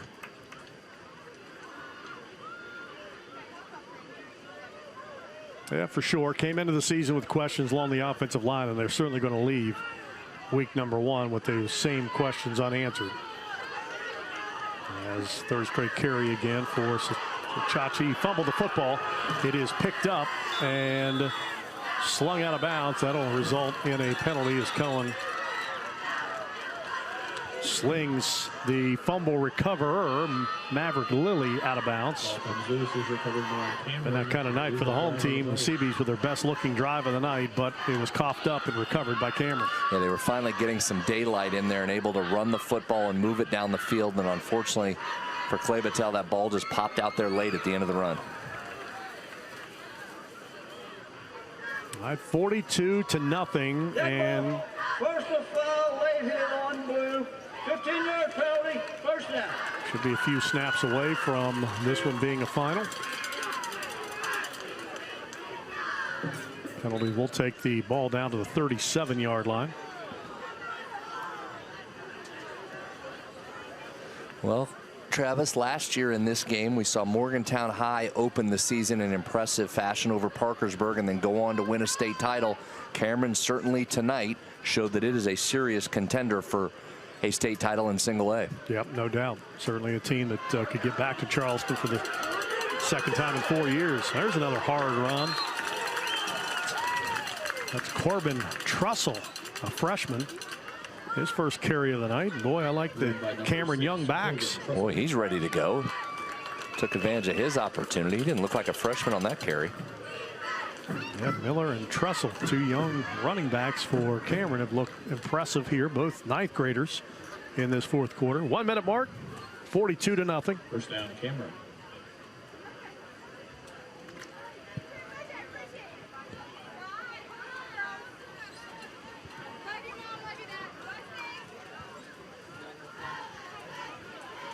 All right, 45 seconds, handoff. There's Miller, big hole, 20. Runs over a defender inside the 15, down to the 14-yard line. Play of the game, Brad Howe. Special teams play presented by Thresher. Yeah, and look at Sawyer Reed right here. He did a little bit of everything tonight on this one. Just a great decision to pick it up, the vision, the patience to allow the blocks, and then he was off to the races untouched and into the end zone. Sawyer Reed there, play of the game on a punt return. He also added a touchdown pass and 2 rushing touchdowns in the season debut. Yeah, 4 total for Sawyer Reed in his debut at quarterback tonight for the Cameron Dragons. And it's a successful venture into Blacksville for Cameron High School. They come away with a resounding 42-0 win tonight over the state runners-up. So just an outstanding performance, and Brad have to be impressed really with Cameron's skill, but I was really impressed with their line play tonight. Offensively, defensively, they controlled the line of scrimmage throughout the game. They did, and that was the difference in the game. You saw it right from the start, and that offensive line gave them a chance to get those skill guys cranked up, and that was a really impressive performance for a team in Cameron that has state title aspirations. Yeah, no doubt about that tonight, as Holland had a nice game all around, a couple of touchdowns in the third quarter. Sawyer Reed opening a lot of eyes here tonight in his first start at the quarterback position. And Talon Brown, also just an all-around great athlete, a guy that can hurt you in many different ways, rushing, receiving, and the special teams. And Tim Brown picks up his 42nd win as the head coach of the Cameron Dragons, and he's standing by with Joe Mercado. Coach Brown, congratulations, a 42-0 victory. As season openers go, this has to be probably as clean operationally as you could expect. Yeah, we made some mistakes early on, and then throughout we had a few that threw us off track. But, you know, the determination, the hustle, some of the play calls in offense and defense kind of kept us ahead of the sticks and ahead of the game. But, you know, we had some good hard play and good lucky play at times, you know, got on the ball a few times. But, you know, that's a good opponent. And they had a few guys down, a few guys injured, so they're going to get better and better just like they did last year. You had a big game out of this guy, Sawyer Reed, right next to you, but you got Marshall Holland going with a couple of touchdowns in the second half as well. Yeah, I think one of the things that's difficult about us is that we have a lot of different people that can make big plays. But when you have a guy like Sawyer that's intelligent, he knows everything that's going on, he works hard, he's humble, just a great person. That's why we wanted him to play quarterback, and he's doing a great job of it. Coach, what does this victory mean to you to be able to open the season with a victory in Sawyer? We're going to grab you in our post-game show, but what does this mean to open the season with a dominating victory? Well, we got to win one game at a time, one play at a time, and these guys have accomplished that, so we can build on that. We can look at our mistakes and try to get better for week 2. Coach, congratulations, and Sawyer Reed will be joining us on our post-game show coming up in just a bit. Thanks, guys. All right, thank you. Thank you. All right, thanks a lot, Joe. And yeah, you can catch that post-game show, wrap up with this one on MetroNews Television. That'll come your way in just a couple of moments. 42-0 Cameron, so impressive tonight in the season opener in Class Single A. Dragons roll in Blacksville. For Brad Howell and Joe Mercado, Travis Jones saying good night from Clay-Battelle Athletic Stadium.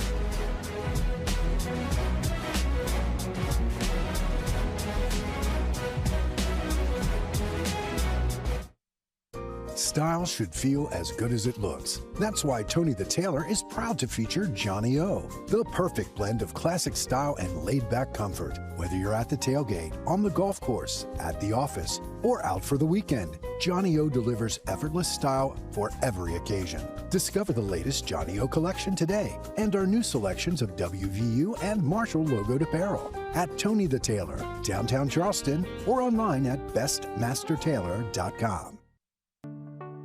Well, you know, at the Thrasher Group, we built a firm that reflects the character of the Appalachian region.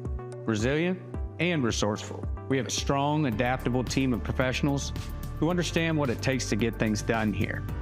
It's not just about the technical work, but it's the relationships, the funding strategies, and the problem solving. We live here, we work here, and we care about seeing this region thrive. And that's what drives everything we do at the Thrasher Group.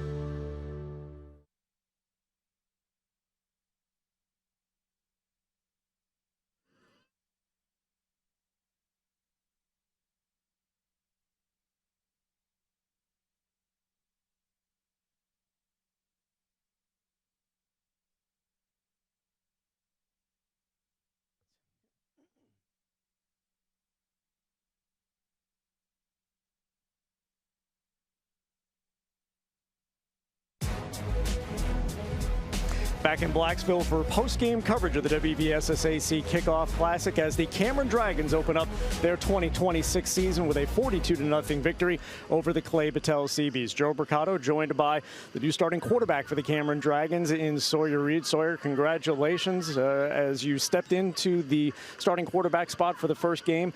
Operationally, how did everything seem to go? It seemed like you guys were getting in and out of the huddle quickly, not a lot of flags. From that perspective, how well did you guys do? I mean, those 5 up front have been working hard all offseason, and that was the key to our success tonight, is them just moving guys around. That lets me run the ball well, Marshall run the ball well, It opens the pass game up.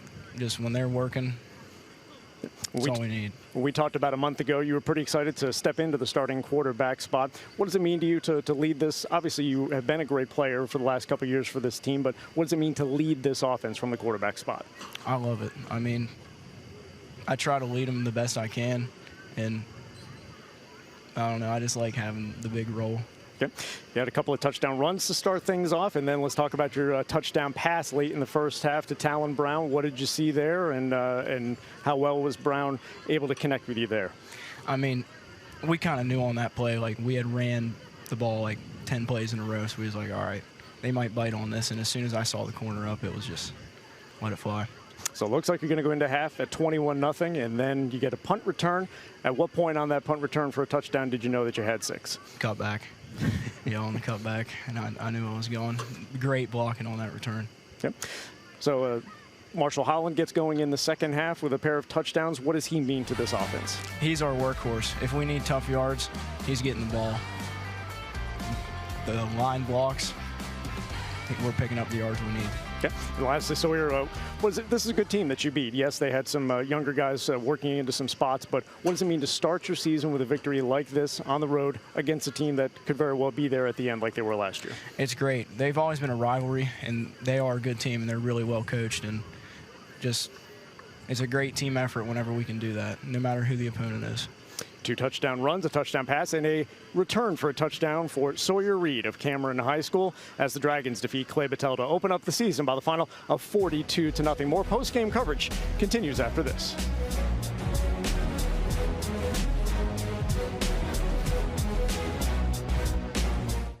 This week on the MetroNews Television Game of the Week, powered by GoMart, the Grafton Bearcats travel to Philip Barber for the Week 1 matchup. Join us Friday, August 28th at 7 p.m. for complete live coverage from George Breyer Field. Watch live on MetroNews Television, YouTube, and Facebook. Bearcats versus Colts.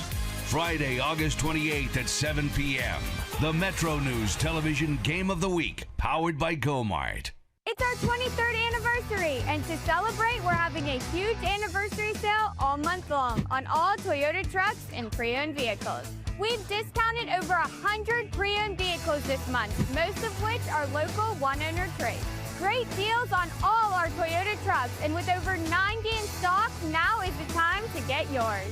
From our family to yours, we want to thank you for all the support over 23 years. Dan Cava, Toyota World in Fairmont. Shop the world. On the next State of Minds. I was in liver failure, and I was told I needed to quit drinking or I was going to die, and that was at 36.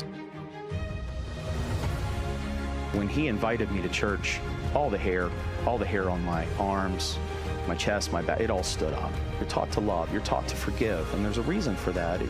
It lets you be healthy and lets you move forward with a vision for your life that's not defined by what happened to you. You might think occupational therapy is something to do with getting you back to work, but it's actually so much more than that. We give people back their independence. We break down their daily life. What's meaningful to you? What do you feel has been taken? And what can we do to help make you feel more independent? When a patient tells me that they did this one thing that they weren't able to do, knowing that you gave them the tools to succeed is really rewarding.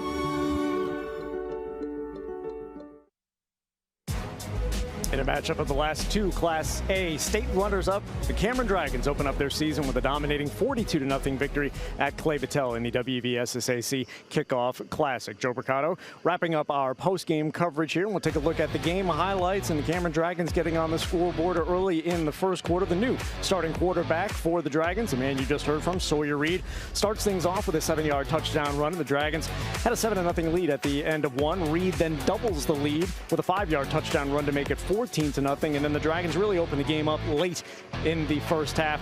Reed finding Talon Brown, makes the adjustment, gets to the pass on a 41-yard touchdown reception, and then just before halftime, Reed, his 4th touchdown of the first half, had the 2 rushing scores, the passing touchdown, and then he picks up the punt here at the 46-yard line, and after the initial cutback, he wins the foot race to the end zone, giving Cameron a 28-0 halftime lead, and then the Dragons able to tack on 2 more touchdowns in the third quarter to put this one out of reach. reach. Marshall Holland with a 4-yard touchdown, and then he caps off the scoring with a 9-yard touchdown. So 2 rushing touchdowns from Marshall Holland in the second quarter of play, and that wraps the scoring in this one as the Cameron Dragons knock off the Clay-Battelle Cee-Bees by the final of 42-0. As we mentioned, Roy Sawyer-Reed with 4 total touchdowns, a pair on the ground, the 1 passing touchdown and a punt return for a touchdown.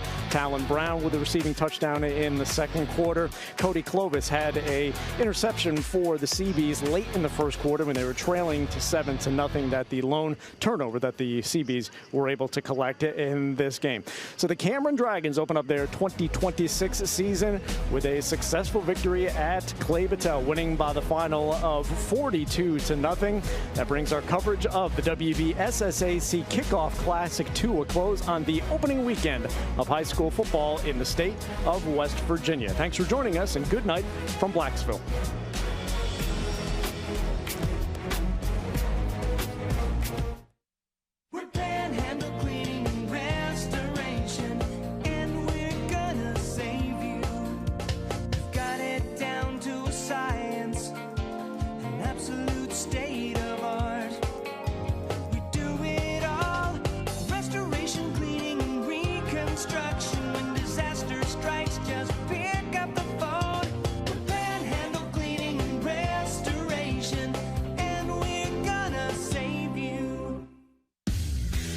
You own a boat because you love spending time on the water.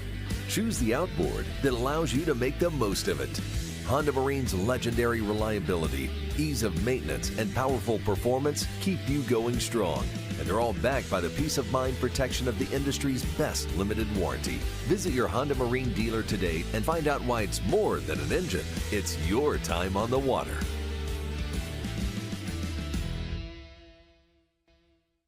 Leading the efforts to build a stronger West Virginia, the High Technology Foundation has a proven plan to strengthen and diversify our state's economy. The I-79 Technology Park's high-capacity infrastructure continues to attract advanced federal operations that are driving economic growth. This keeps our young, educated residents in the state and brings West Virginians home. The High Technology Foundation, building a stronger West Virginia.